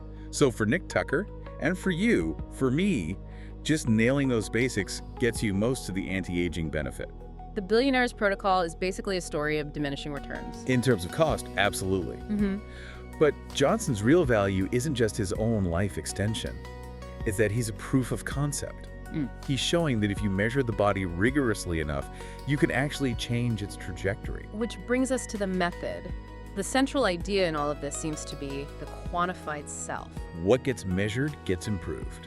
That's the mantra. We're all used to our smartwatches counting steps, but the research you've pulled shows we're way, way past that now. Oh yeah. The step counter is a lagging indicator. It tells you what you already did. The new wave is about real-time biological feedback. And the main tool for that right now is the CGM, the continuous glucose monitor. Correct. I see these everywhere now, on tech guys, fitness influencers, but they were designed for diabetics. Why does a healthy person need to track their blood sugar every 5 minutes? Because glycemic variability, those big spikes and crashes in blood sugar, is a primary driver of aging. How so? When your blood sugar spikes, It leads to a process called glycation. Basically, sugar molecules start sticking to proteins and fats in your body. It gums up the works. Think of it like rust forming in your veins. So a CGM lets you see that in real time. You can see how your body, your specific biology, reacts to a certain food. Precisely. For you, a banana might cause a massive spike. For me, it might be totally fine. A cookie might barely move the needle. It personalizes your diet based on data, not just general advice. That's fascinating. We always think of food as either good or bad, but you're saying it's completely individual. It's highly individual, and that's the problem biohacking is trying to solve. But the sources, they mentioned something even crazier coming down the pipeline. More advanced than the CGM. Much more. There's a paper in here on continuous protein monitoring, or CPM. Okay, is this a real thing, or is this still just theory? It's in development, but it's widely considered the holy grail of diagnostics. Yeah. Think about it.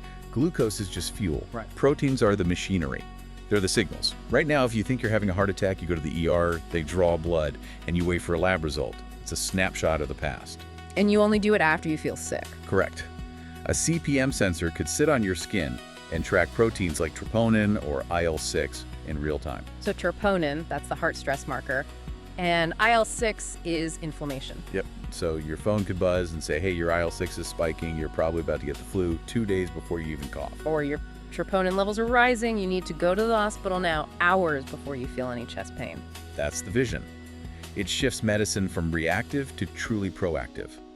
It could change how we manage everything from sepsis to autoimmune flares. It turns your body into a dashboard where the check engine light comes on before the engine starts smoking. That is a compelling vision of the future. But here is where things take a sharp turn. I thought the diet protocols were intense, but this next facet of biohacking changed my entire perspective on what it means to be human. Yeah, we're leaving the sterile clinic and we're heading into the garage. Welcome to the world of the grinders. This feels like the punk rock side of science. While Brian Johnson is in his mansion meticulously measuring everything, you've got this subculture of people who are just not waiting. They're not waiting for the FDA. They're not waiting for clinical trials. They are experimenting on themselves right now with tools they bought online. And maybe the figurehead of this movement is Dr. Josiah Zayner. That's a good way to put it. Zayner's background is amazing, an ex-NASA scientist who worked on designing habitats for Mars. Right, and he left NASA because he felt the bureaucracy was just stifling innovation. He thought it was too slow. So to prove his point, he did something pretty dramatic. He famously injected himself with CRISPR. The DNA editing technology. Yeah. Live at a biotech conference. Live. What was he even trying to do? It was a very provocative stunt. He was attempting to knock out his myostatin gene. Myostatin is a protein that stops muscle growth. So if you get rid of it, your muscles could just grow unchecked. That's the theory. Now, Zayner admitted later that a single localized injection in his arm wouldn't actually do that. He didn't turn into the Hulk. Right. But the science wasn't the point. The point was political. He was basically saying, this technology belongs to everybody. Exactly. It's the hacker ethic, but applied to human biology. In software, hackers believe in open access and the right to tinker. Zayner and the grinders believe in morphological freedom. Morphological freedom. The right to modify your own body how you see fit, without some institution telling you no.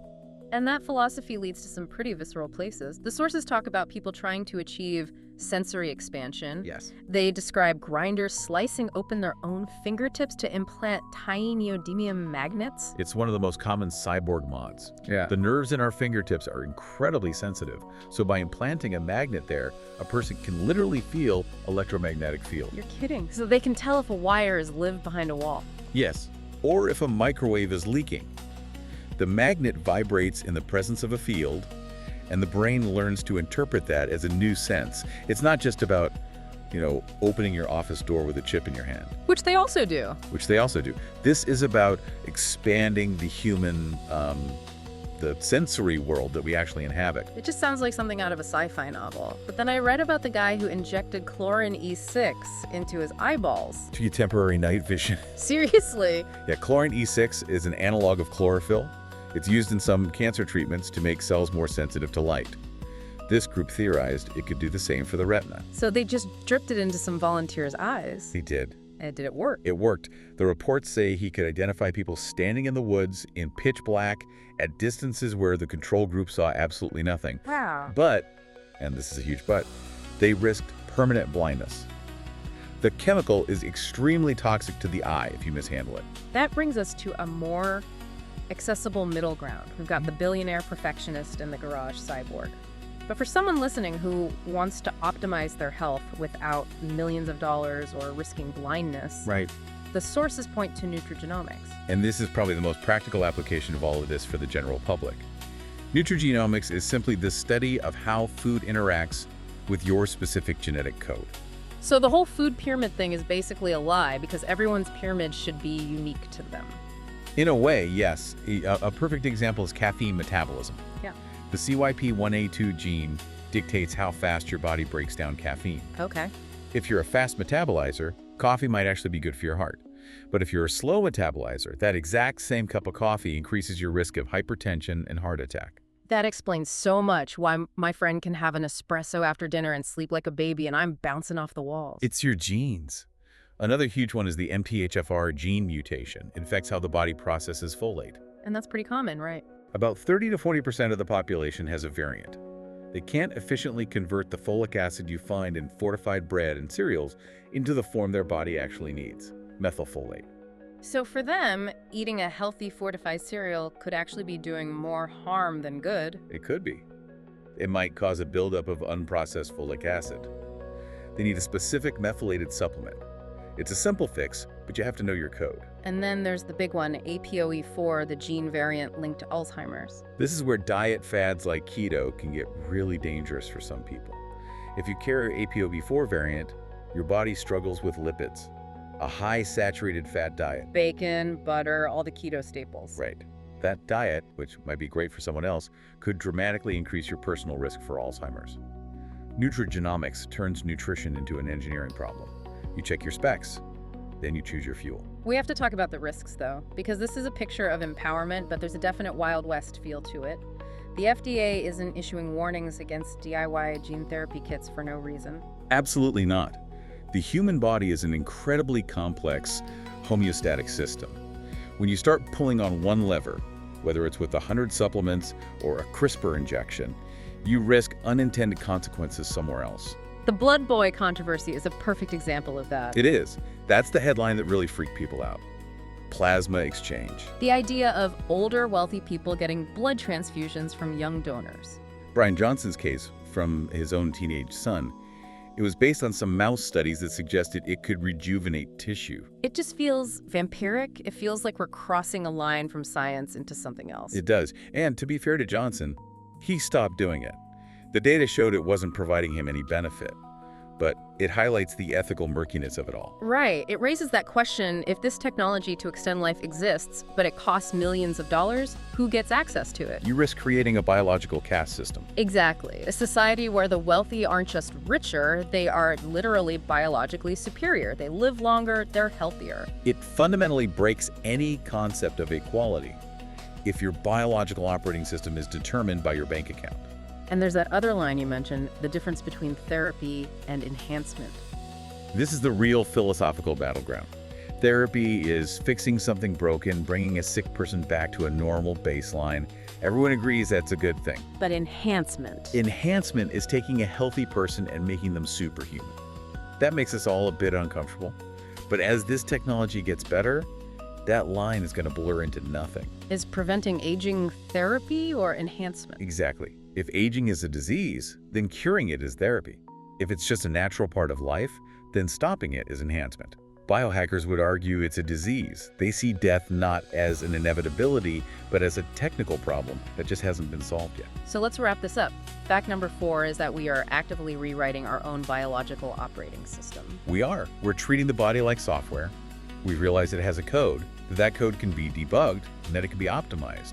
Some even believe it can be fully upgraded. So whether that means eating nutty pudding or wearing a sensor to watch your blood sugar, or if you're really brave, implanting a magnet in your finger, the line between biology and technology is just gone. It's blurring incredibly fast. And I think the takeaway for you listening right now is that you have so much more agency over your own biology than you've been led to believe. You don't just have to accept getting older. But taking that control requires data. It requires discipline. And sometimes a pretty high tolerance for risk. It does. It's an empowering thought, but it's also a heavy one. For sure. And if we really take this to its logical conclusion, if we can truly rewrite our operating system to significantly delay or even stop death, we have to ask a really provocative question. Are we prepared for a society where death is optional?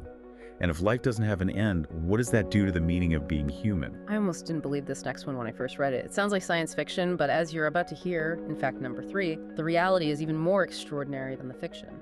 Stay with us. We are moving deeper into our countdown. Let's dive into fact number 3. This is the moment where we stop looking at the world around us and start looking at the code running inside us. Fact number 3 is biohacking. I have to admit, whenever I hear biohacking, I immediately picture, tech bros in Silicon Valley putting butter in their coffee and claiming they've unlocked the secrets of the universe. Right. But looking at the stack of research you've pulled for this deep dive, we are talking about something much, much more fundamental than a caffeine buzz, aren't we? We are. The butter coffee, bulletproof coffee, that's really just the surface noise, the core fact, the insight that lands this topic at number 3. It's a massive shift in philosophy. Okay. It's the realization that the human body isn't a fixed object. It's not some, divine temple you just have to maintain until it crumbles. It is a hackable system. Hackable system? That's a heavy concept. You mean like a computer? Exactly. Think of your biology as an operating system. Human OS. For most of human history, we just assumed this OS was read-only. Right. You get what you get. You get the genetics you get, you age, you break down, and that's it. Biohacking is the belief that we actually have right access. We can optimize the code, patch the bugs, and even upgrade the hardware. That sounds incredibly empowering, but also a little bit dystopian, depending on how you look at it. So what is our mission here? Are we exploring how to live forever? Well, yes and no. Or just trying to figure out how to get through the work week without a nap? It's both, and everything in between. Our mission in this deep dive is to map the landscape of how people are taking biology into their own hands. So we're going to look at the soft side, using food to literally talk to your genes. Okay. We'll look at the hard side, the people literally installing hardware into their bodies.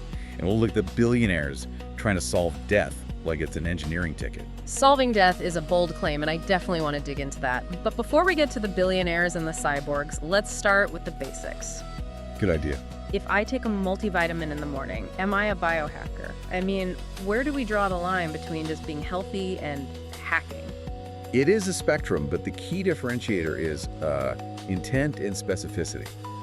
The definition we are working with is do-it-yourself biology. Okay. A normal person eats a salad because they know vegetables are vaguely good for them. A biohacker eats specific nutrients to trigger a specific metabolic pathway. So it's about the feedback loop. Precisely. Let's look at the soft side of the spectrum first. This is where most people enter the funnel, usually through something called nutrigenomics. Which, I have to be honest, sounds like a made-up marketing word, like something I'd see on a bottle of expensive juice. It sounds like it, yeah, but the science is legitimate. It's the study of how food interacts with your genome. The old model of nutrition was just food as fuel. Calories in, calories out. Right, you treated the body like a furnace. Nutrigenomics says food is information. Every time you eat, you are sending a chemical email to your genes telling them how to express themselves. Can you give me a concrete example? Because chemical email sounds nice, but what does that actually look like on a Tuesday at lunch? Sure. Let's take broccoli sprouts. Not just broccoli, but the sprouts. They have a high concentration of a compound called sulforaphane. Okay. When you eat them, that compound doesn't just sit there. It triggers a specific pathway called the NRF2 pathway. And what does the NRF2 pathway do? It tells your body's cells to produce more antioxidant enzymes. So you aren't just feeding the machine, you are flipping a switch in the software that says increase defense mode. Wow. You are proactively upregulating your body's ability to fight stress. Okay, that makes sense. So you're not just fueling the car, you're reprogramming the engine management system. This ties into intermittent fasting too, right? It does. Because I feel like everyone I know is doing the 16.8 method, skip breakfast, eat for 8 hours. Is that just a fad diet to cut calories, or is there a hack underneath it? Oh, there is a very specific hack underneath it, and it's called autophagy. Autophagy? I've heard this term. It literally translates to self-eating, right? Which sounds horrific. It sounds like a horror movie, but it's actually vital for longevity. Think about it this way. When you are constantly eating, your body is in growth mode. Right. It's building new cells, but but it's also letting garbage accumulate because it's so focused on intake. When you fast for, let's say, 12 to 16 hours, your insulin drops, and the body senses a fuel shortage. It switches from growth mode to repair mode. So it starts looking for scraps inside the house? Exactly. The cells start scavenging misfolded proteins, damaged organelles, cellular debris. They burn it all for energy. It's a cellular recycling plant. I see. Biohackers don't fast just to lose weight. They fast to clear out the cellular junk that eventually leads to aging and disease. So if I'm eating 6 small meals a day, which used to be the advice, by the way, I never let the cleaning crew come in. Correct. You never flip the switch to repair mode. Oh. You're constantly running the engine hot without ever changing the oil. That puts the breakfast debate in a totally new light. Now, the other pillar of this soft biohacking seems to be sleep. But again, isn't get 8 hours just standard medical advice? How do you hack sleep? Standard advice is get rest. Biohacking is sleep hygiene engineering. Okay. It's treating your bedroom like a sterile recovery chamber. We are talking blackout curtains, taping over those tiny LED lights on your TV, Oh, those are the worst.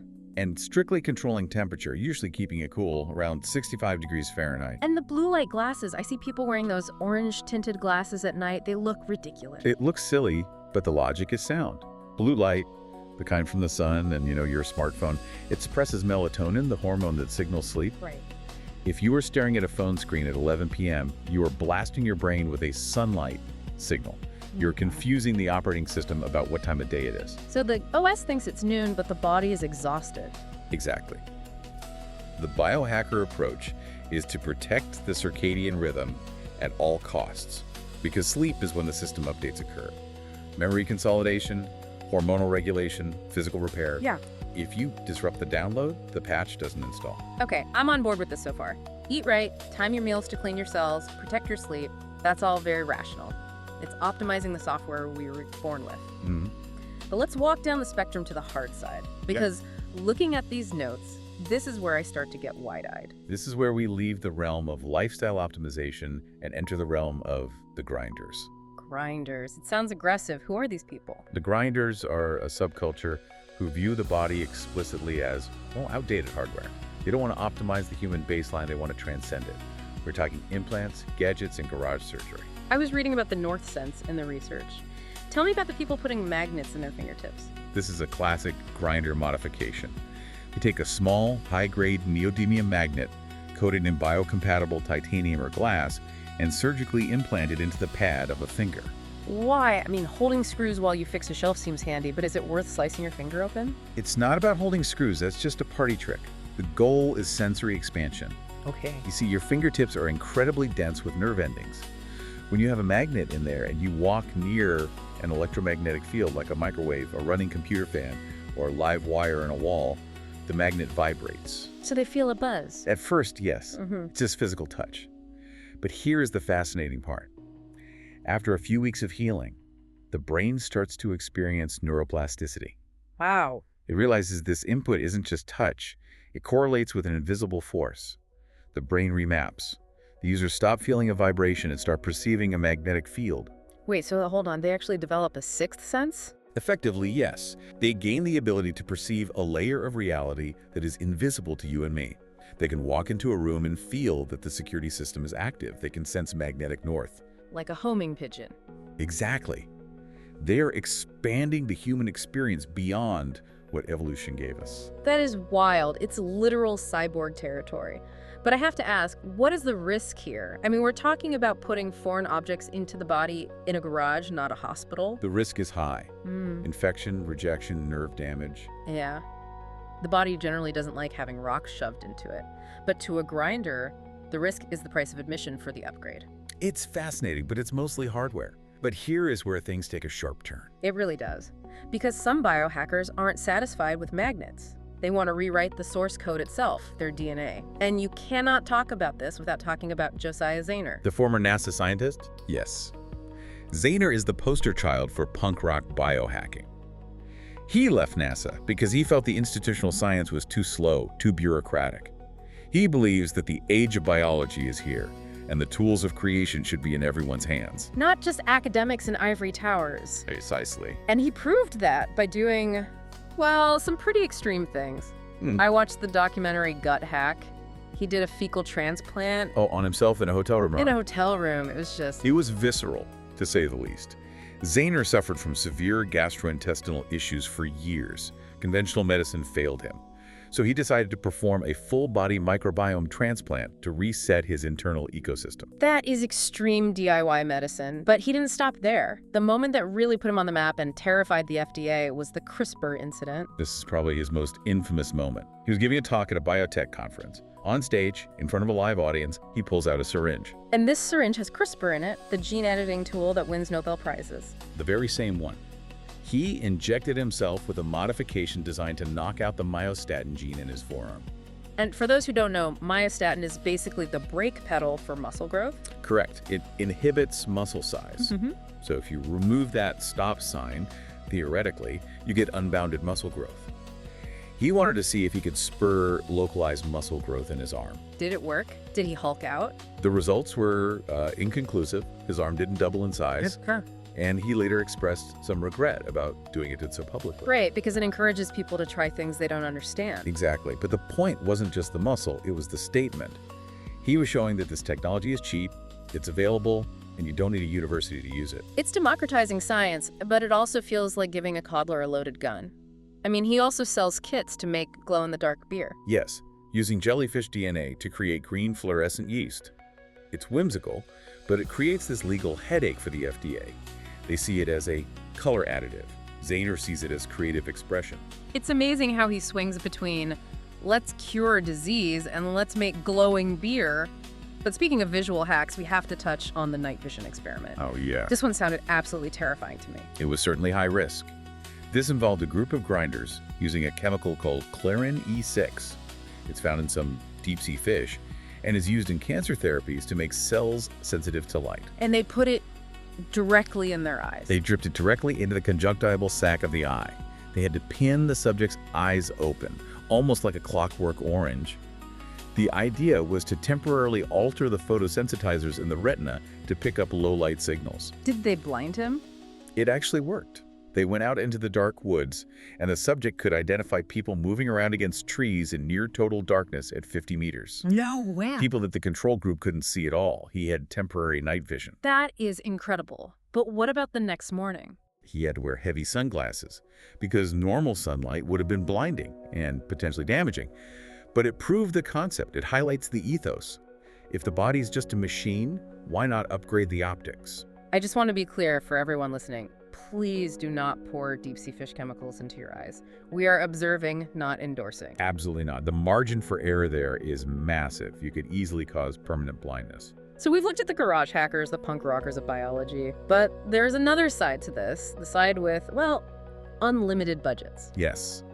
We need to shift from the punk rock ethos to the hyper-structured world of the longevity elites. Enter Brian Johnson and Project Blueprint. Brian Johnson is a tech entrepreneur who sold his company, Braintree Venbo, for $800 million. He decided his next startup would be himself. He spends about $2 million a year on his body. $2 million. What does that actually buy you? Is he freezing himself? It buys you the title of the most measured person in human history. He tracks over 100 biomarkers constantly. His whole goal is to reverse his biological age. I've seen his routine online. It's intense. He wakes up at 5:00 a.m. every single day. And immediately starts a protocol that would exhaust most people. He takes over 100 supplements daily. He undergoes red light therapy for 6 minutes. He exercises for an hour, high-intensity stuff. And the diet. He has these very specific meals with names like Nutty Pudding and Green Giant. All vegan, all perfectly calibrated. He calls his philosophy, don't die. It sounds simple, but he views death not as an inevitability, but as a technical problem. The body is an engineering challenge that can be solved with enough data. The crazy thing is, he has the data to back it up. He does. He claims to have slowed his rate of aging by the equivalent of 31 years. His doctors say he has the heart of a 37-year-old, the skin of a 28-year-old. And the lung capacity of an 18-year-old athlete. He's in his mid-40s, right? Correct. So biologically, he's traveling backward in time. But I look at that and think, okay, sure, if you have $2 million and no day job, maybe you can do that. It feels inaccessible. It feels like a rich guy's hobby. That's a valid critique. However, we have a fascinating case study of a normal person trying it. Nick Tucker, a podcaster, tried the blueprint protocol for just 1 month. Without the millions of dollars. Without the team of 30 doctors. He just bought the supplements off the shelf and made the nutty pudding and super veggies at home. And what happened? In just 30 days, he lost 20 pounds. His triglycerides, a major heart health marker, dropped by 77%. And most shockingly, his biological age markers went from 36 to 33. So he gained 3 years of youth in 1 month. According to the epigenetic clocks, yes. It suggests that while Johnson is the extreme, the underlying logic, caloric restriction, nutrient density, sleep, it works for the human machine regardless of your bank account. You don't need the $2 million to get 80% of the benefit. That's the idea. That is strangely comforting. It's fascinating because Johnson is basically the opposite of the grinders. The grinders are adding new hardware. Johnson is trying to optimize the original software to run forever. That's a great distinction. One is expansion, the other is preservation. But both rely on one thing: data. You cannot hack what you do not measure. And right now, our measurement tools are pretty primitive. I go to the doctor once a year, they take a vial of blood and tell me if I'm dying or not. It's a snapshot. Exactly. And that brings us to the future of this field. We are moving toward continuous monitoring. We already see this with glucose, right? The little patches people wear on their arms. Continuous glucose monitors, or CGMs. Biohackers love them because they can see in real time how a bagel spikes their blood sugar. It creates that feedback loop. But the next frontier is bigger. What's bigger than glucose? Continuous protein monitoring, or CPM. Why proteins? That sounds abstract. Think of it this way: glucose is just the fuel. Proteins are the machinery. They are the signals, the antibodies, the hormones. If glucose is the gas gauge, proteins are the check engine light, the speedometer, and the tire pressure sensors all at once. How so? Give me a life or death scenario. Take sepsis. Sepsis kills millions because by the time you show symptoms, fever, confusion, the infection is often already taken over. It's a cytokine storm. Cytokines are proteins. Yes, inflammatory proteins like IL-6. With continuous protein monitoring, a sensor could detect a spike in these proteins hours before you even feel sick. Whoa. You could treat the sepsis before it actually becomes dangerous. That's incredible. It's like a weather warning system for your body? Exactly. It applies to autoimmune diseases too. Imagine someone with lupus or MS, okay? Currently, they wait for a flare, pain, damage, and then treat it. A protein monitor could see the inflammatory markers rising and say, hey, a flare is coming, take medication now. So we stop being reactive, we stop waiting to break. And for transplant patients, this is huge. Right now, we wait for an organ to start showing signs of failure. CPM could detect rejection markers in real time. We could save the organ before the body attacks it. It changes the whole paradigm. It moves healthcare from a snapshot, that annual blood test, to a movie, a continuous stream of data. That is true personalized medicine. So what does this all mean? We've gone from eating broccoli sprouts to injecting DNA to measuring every protein in our blood. It all comes back to one word: agency. Biohacking, whether it's the guy with a magnet in his finger or Brian Johnson with his nutty pudding, is a rejection of passivity. It's rejecting the idea that we just have to accept what happens to us. Exactly. It's rejecting the idea that genetic decline, aging, or limited senses are inevitable. It's seizing control of the source code. It's saying, I am the admin of this system and I can change the settings. That is empowering. But I want to leave the listener with a thought that has been nagging me. We talked about Brian Johnson spending millions. If the human operating system becomes pay to play, what happens to society? That is the shadow side of this. If you can buy an extra 30 years of life for better focus or night vision, do we risk creating a biological caste system? A world where the wealthy don't just have better cars, but literally have better, longer-lasting bodies. Can they outsmart time while the rest of us are stuck with the factory settings? That is a question we are going to have to answer sooner rather than later.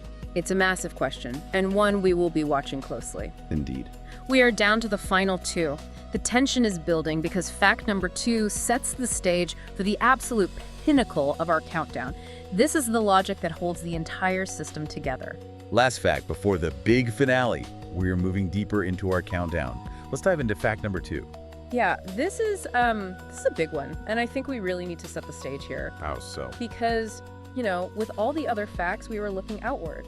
At networks, at chemical warfare, all these external threats. Right. Fact number 2 is a total inversion. We're looking inward now. And when you say inward, I'm guessing you don't mean like mindfulness or meditation or finding your inner peace. Not at all, no. This is about looking at the human body as well as an engineering problem. The sources we have suggest we're in the middle of this fundamental rewrite of the human operating system. A rewrite. Yeah, we're talking extreme data harvesting, DIY genetic engineering, and basically treating biology like software that you can debug, patch, and then upgrade. So it's the transhumanist dream, basically. Upgrade. But from the stack of research you brought, this isn't science fiction anymore, is it? No, not at all. It's happening in real time right now. And the sources are, well, they're kind of chaotic. On one end, you have the super clinical big money world of a tech billionaire like Brian Johnson and his blueprint protocol. Okay. And on the other end, you have the, I guess, punk rock side. Interviews with Josiah Zahner, this ex-NASA scientist who's literally injecting CRISPR into his own arm.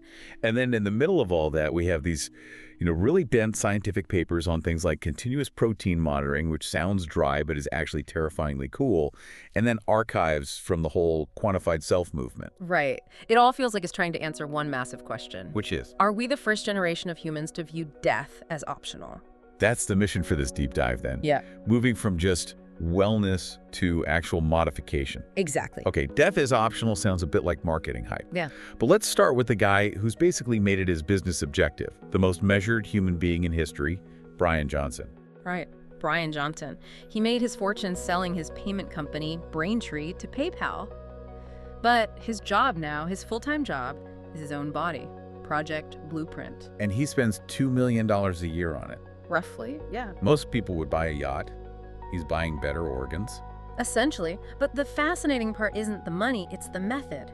He treats his body exactly like a computer server. He's got the strict vegan diet, the 100+ pills a day.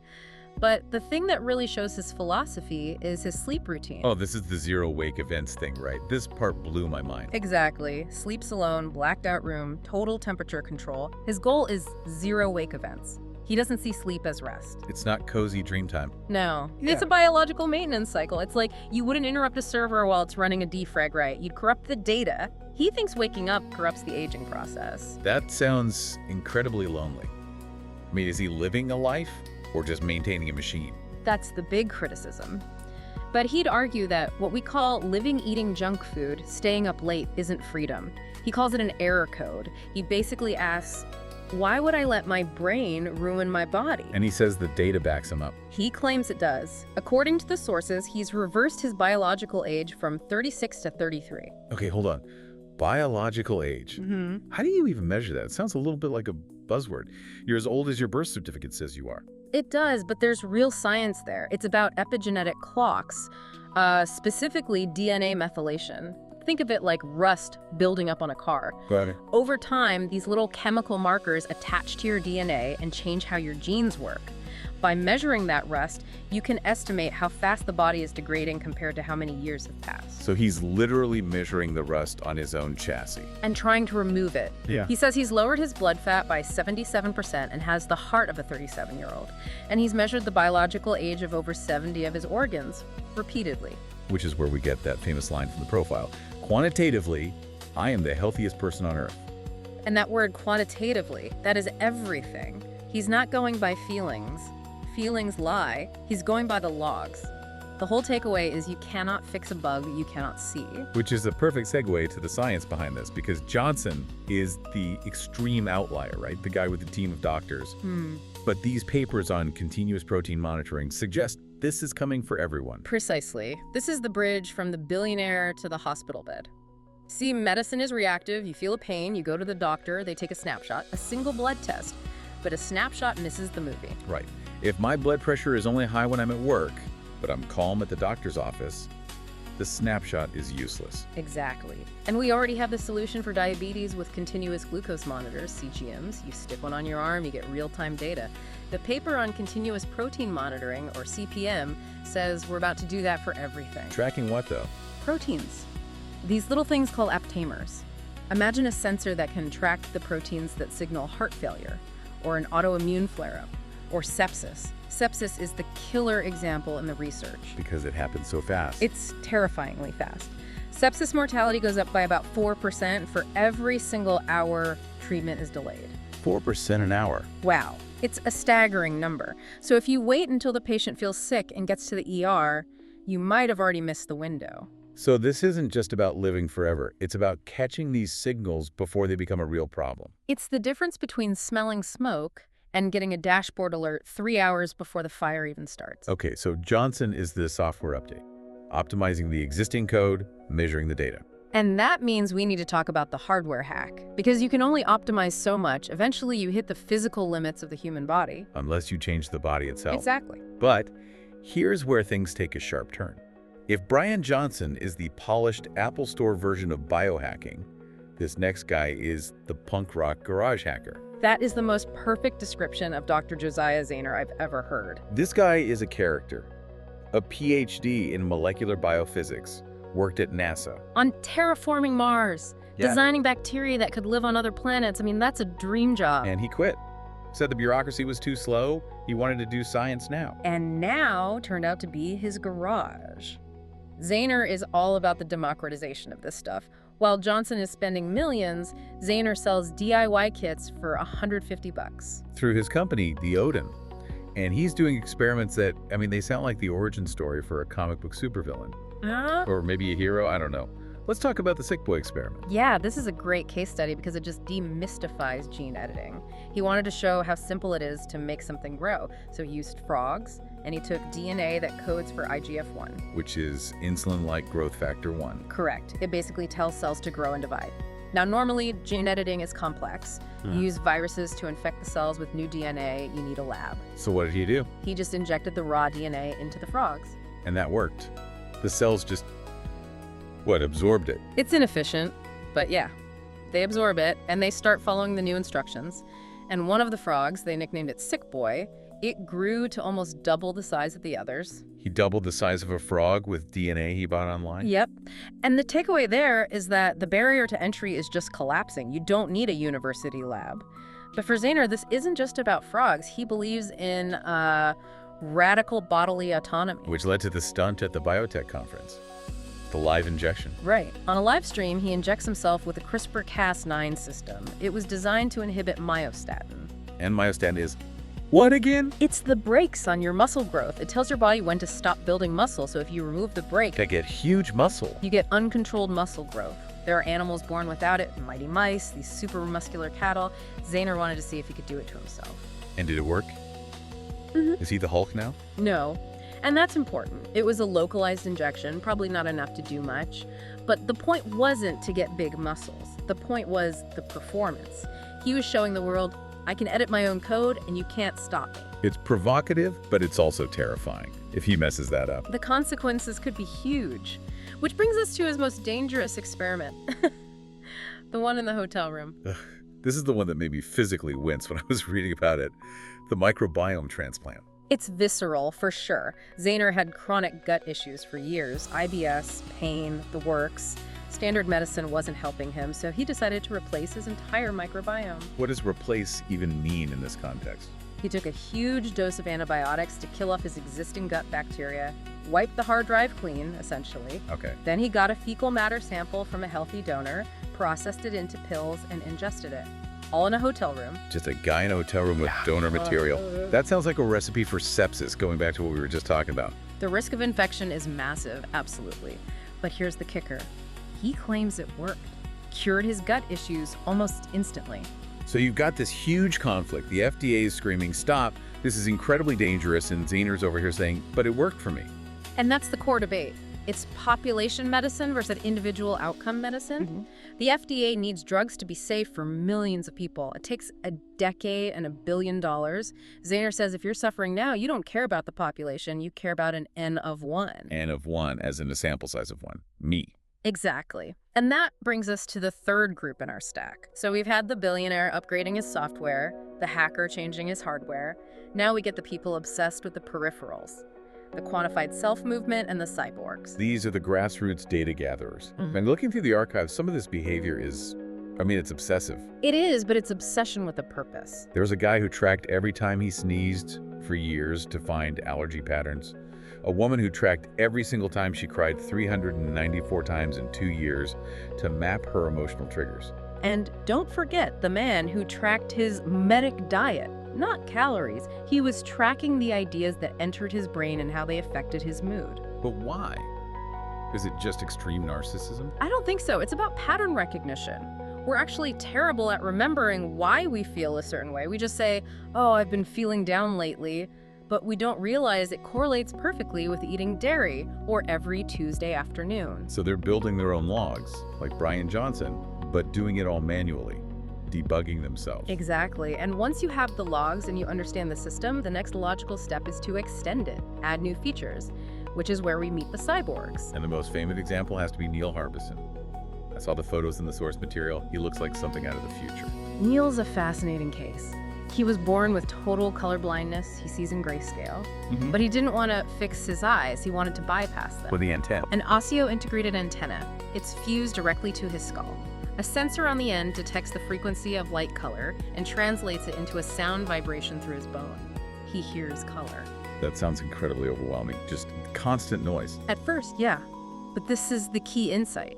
His brain adapted. Over time, it stopped being a sound and just became a perception. He can look at your face and hear a specific chord. He can listen to a painting. But because it's a piece of tech, he didn't stop with the colors humans can see. Exactly. Our eyes are limited. The sensor isn't.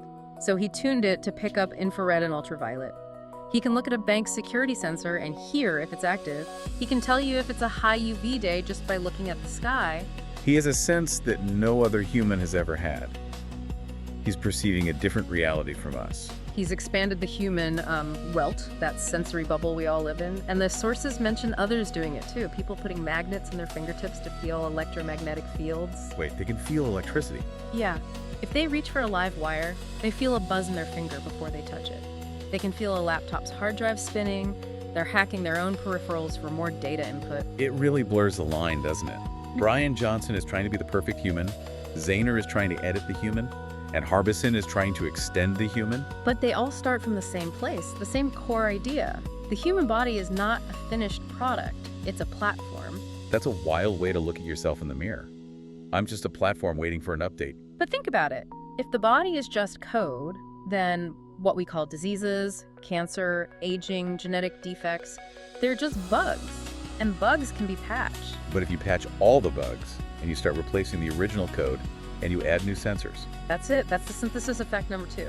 We are entering an era where biology is becoming a sub-discipline of engineering. So here's a thought to leave you with before we hit the finale. If you could edit a gene so you need less sleep, or install a sensor so you never get sick again, would you still be you? Or does the ship of Theseus apply to our biology? If you replace every part of the boat, is it the same boat? If you rewrite your own operating system, are you even the same human? That is the ultimate question of the post-human age. Stop. Before we go any further, we have reached the moment we've been building toward for the last 2 hours. Fact number 1 is the reason this podcast exists. It is the holy grail of this entire subject. Everything we have discussed, from the network to the chemical warfare, all leads to this one final staggering truth. Are you ready? This is the most extraordinary fact of them all. Okay, so before we actually reveal fact number 1, I think we have to just pause for a second. We have to. This is the peak. We have finally reached the summit. Everything we've discussed so far, all those other facts, they've all been leading to this one staggering revelation. This is the fact that changes the entire story of what it means to be human. It really is. Yeah. This isn't just, a fun piece of trivia.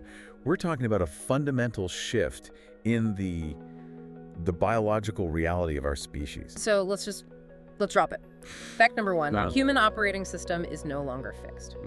For the first time in history, we have the tools not just to observe our biology, but to quantify it, to edit it, and potentially reverse it. We're moving from the era of fate to the era of design. That's the core of it. We're seeing this massive transition from reactive healthcare. Where you wait for something to break. Exactly. You wait till it breaks, then you try to fix it. We're moving from that to proactive optimization, to, consumer biotech. I have to be honest, when I first read through the packet for this deep dive, my first reaction wasn't just, wow. It was, hey! It was actually a little bit of fear.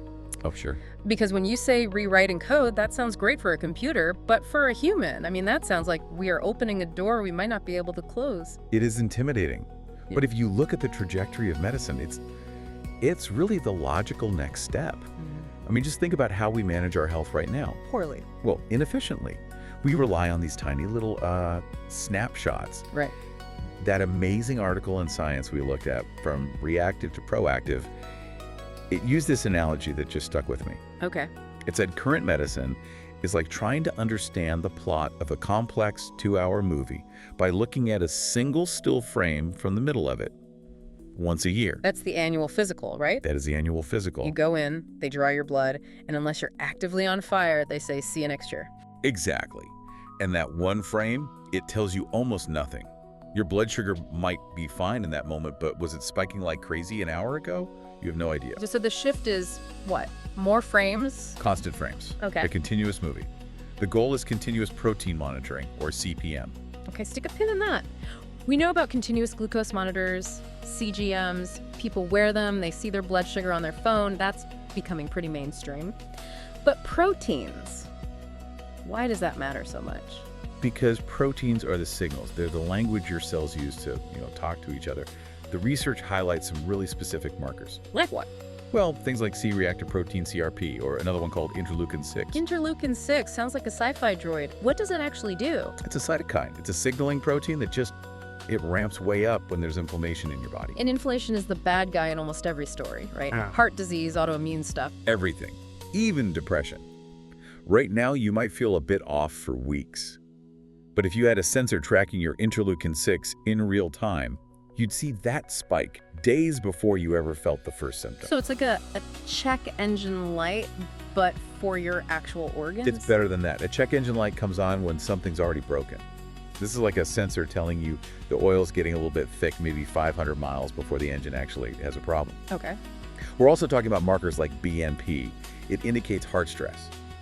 Imagine your phone just pings you and says, hey, your heart is showing signs of struggle, maybe 3 days before a heart attack. See, that's where the anxiety kicks in for me. Do I really want my phone telling me my heart is stressed while I'm just trying to watch a movie? That sounds like a recipe for hypochondria. It's a valid pushback. I mean, information overload is a real risk. Yeah. But the argument from these researchers and from the whole quantified self movement is that the anxiety comes from the unknown, not from the data. If you have the data, you can do something about it. You have agency. Right. Which, brings us to the quantified self crowd. Because the sources we have on this, I mean, some of these people are intense. This is not just wearing an Apple Watch. No, not at all. This is what they call N of 1 experimentation. In clinical trials, N is the number of participants, right? Yeah. You want thousands. Sure. These people are running trials where N equals 1 themselves. And they are tracking things I didn't even know you could track. I got so stuck on the story of Thomas Blomseth Christensen. The sneeze tracker. He tracked 50,000 sneezes.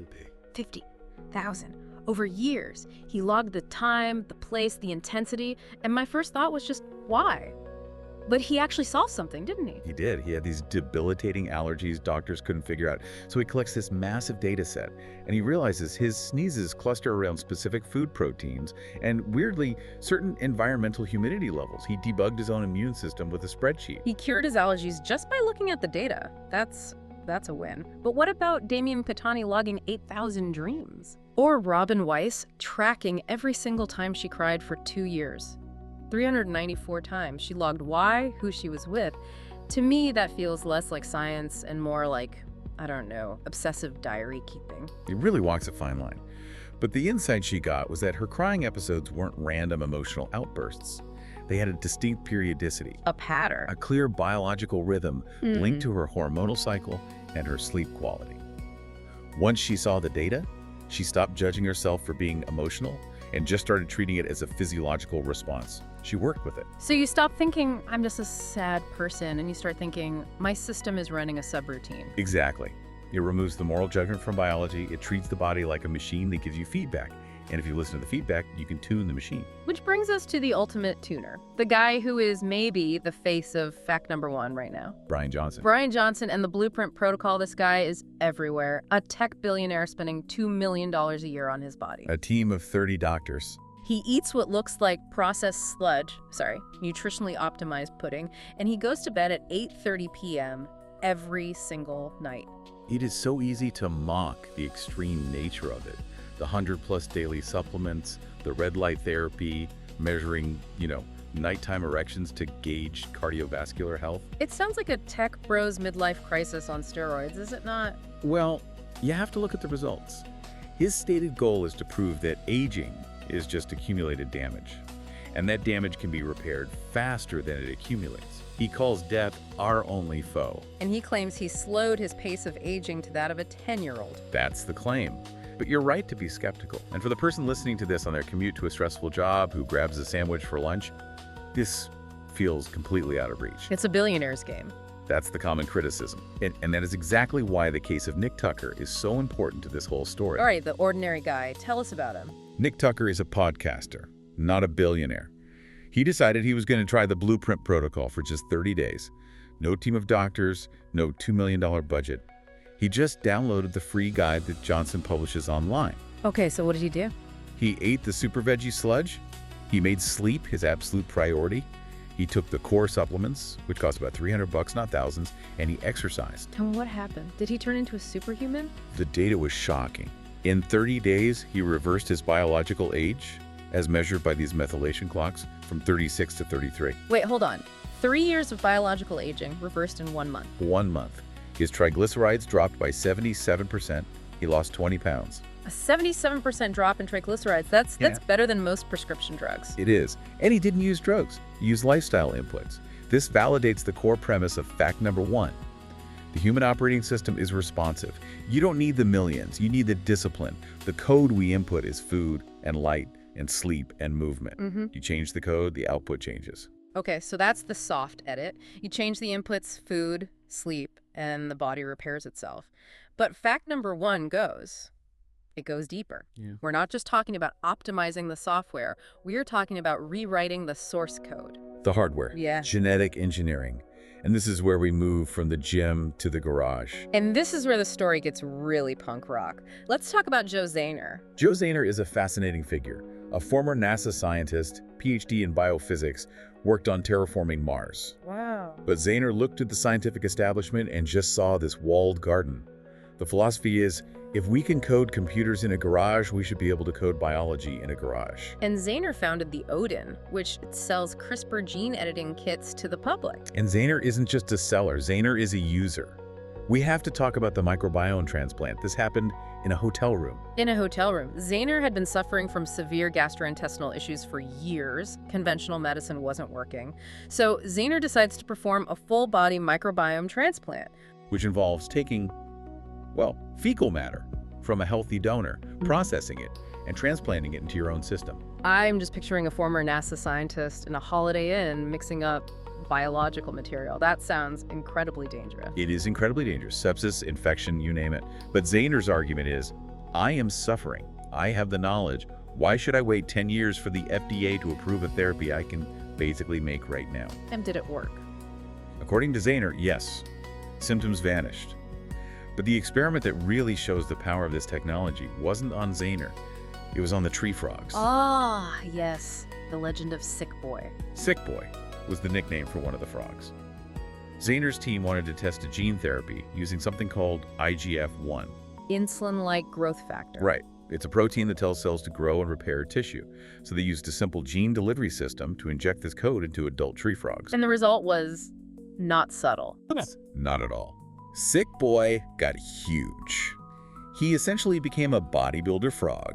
He put on all this muscle mass, not from exercise, but because his genetic code was just screaming, grow. Just think about that. A single injection rewrites the instructions for muscle growth in an adult animal. That's the aha moment right there. If you can do that to a frog in a garage, the biological barrier to doing it in a human is practically non-existent. The only barrier is ethical and regulatory. Which Zahner also challenged. Famously injected herself with a CRISPR myostatin inhibitor, which does a similar thing live on stage at a biotech conference. It was a performance piece as much as an experiment. It was a statement, the tools are here, but this creates a massive tension, right? On one side, you have the learner, someone listening who has a chronic illness, who wants to live longer, and they're saying, give me the needle. And on the other side, you have the FDA and bioethicists screaming, stop, you're going to give yourself cancer. It's the clash between population medicine and individual medicine. The FDA's job is to protect the whole herd. That takes a decade and $1 billion. Right. But biohackers operate on individual outcome medicine. They don't care if it works for everyone. They care if it works for them. It's the ultimate libertarian argument, but for your own DNA. My body, my code. And that philosophy, it extends beyond just health. It goes into enhancement. This is where we start merging with machines. The transhumanist stuff, I read about the grinders, people implanting magnets in their fingertips. And again, my first reaction was, cool party trick, you can pick up a paperclip. But it's so much deeper than that. Your fingertips have this incredible density of nerve endings. When you put a small biomagnet in there, it vibrates when you encounter a magnetic field. And your brain, it learns to interpret that signal as a new sense. So they can actually feel electricity. Yes, they can walk past a wall and feel a live wire inside it.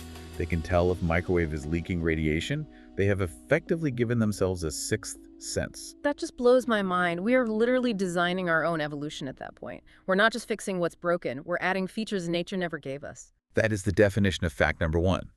For 4 billion years, evolution was something that happened to us. It was passive, random, slow, brutal. Now, we're taking the wheel. We're becoming the architect. We've gone from tracking sneezes to reversing aging with sleep to injecting frog genes and implanting magnets. It's a lot to process. It is, but if you strip away all the weird experiments and the gadgets, the core message is just about agency, that barrier between what nature gave you and what you want to be.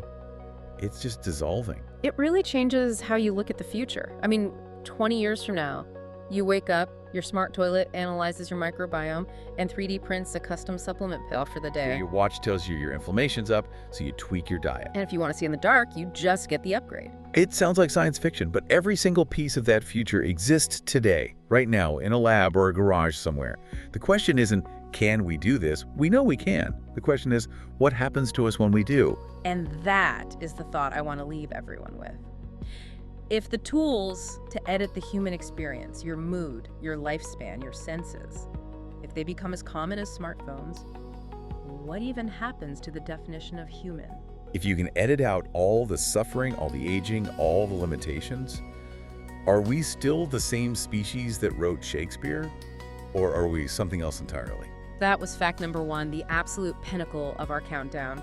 We hope this journey through the world of biohacking and human optimization has changed how you see the world today. And to you, the listener, thank you for spending this time with us. Yeah. If you're still listening, you are part of the small group of superfans who truly value deep dive knowledge, and we are honored to have you in our community. If you enjoyed this 2-hour session, please subscribe to join our daily journey, share this episode with someone who loves a mystery, and tell us in the comments which fact blew your mind the most. We read every single one. We'll be back tomorrow with another countdown of the most magnificent facts in existence. Until then, stay curious, and thanks for listening to the Extraordinary 10 podcast.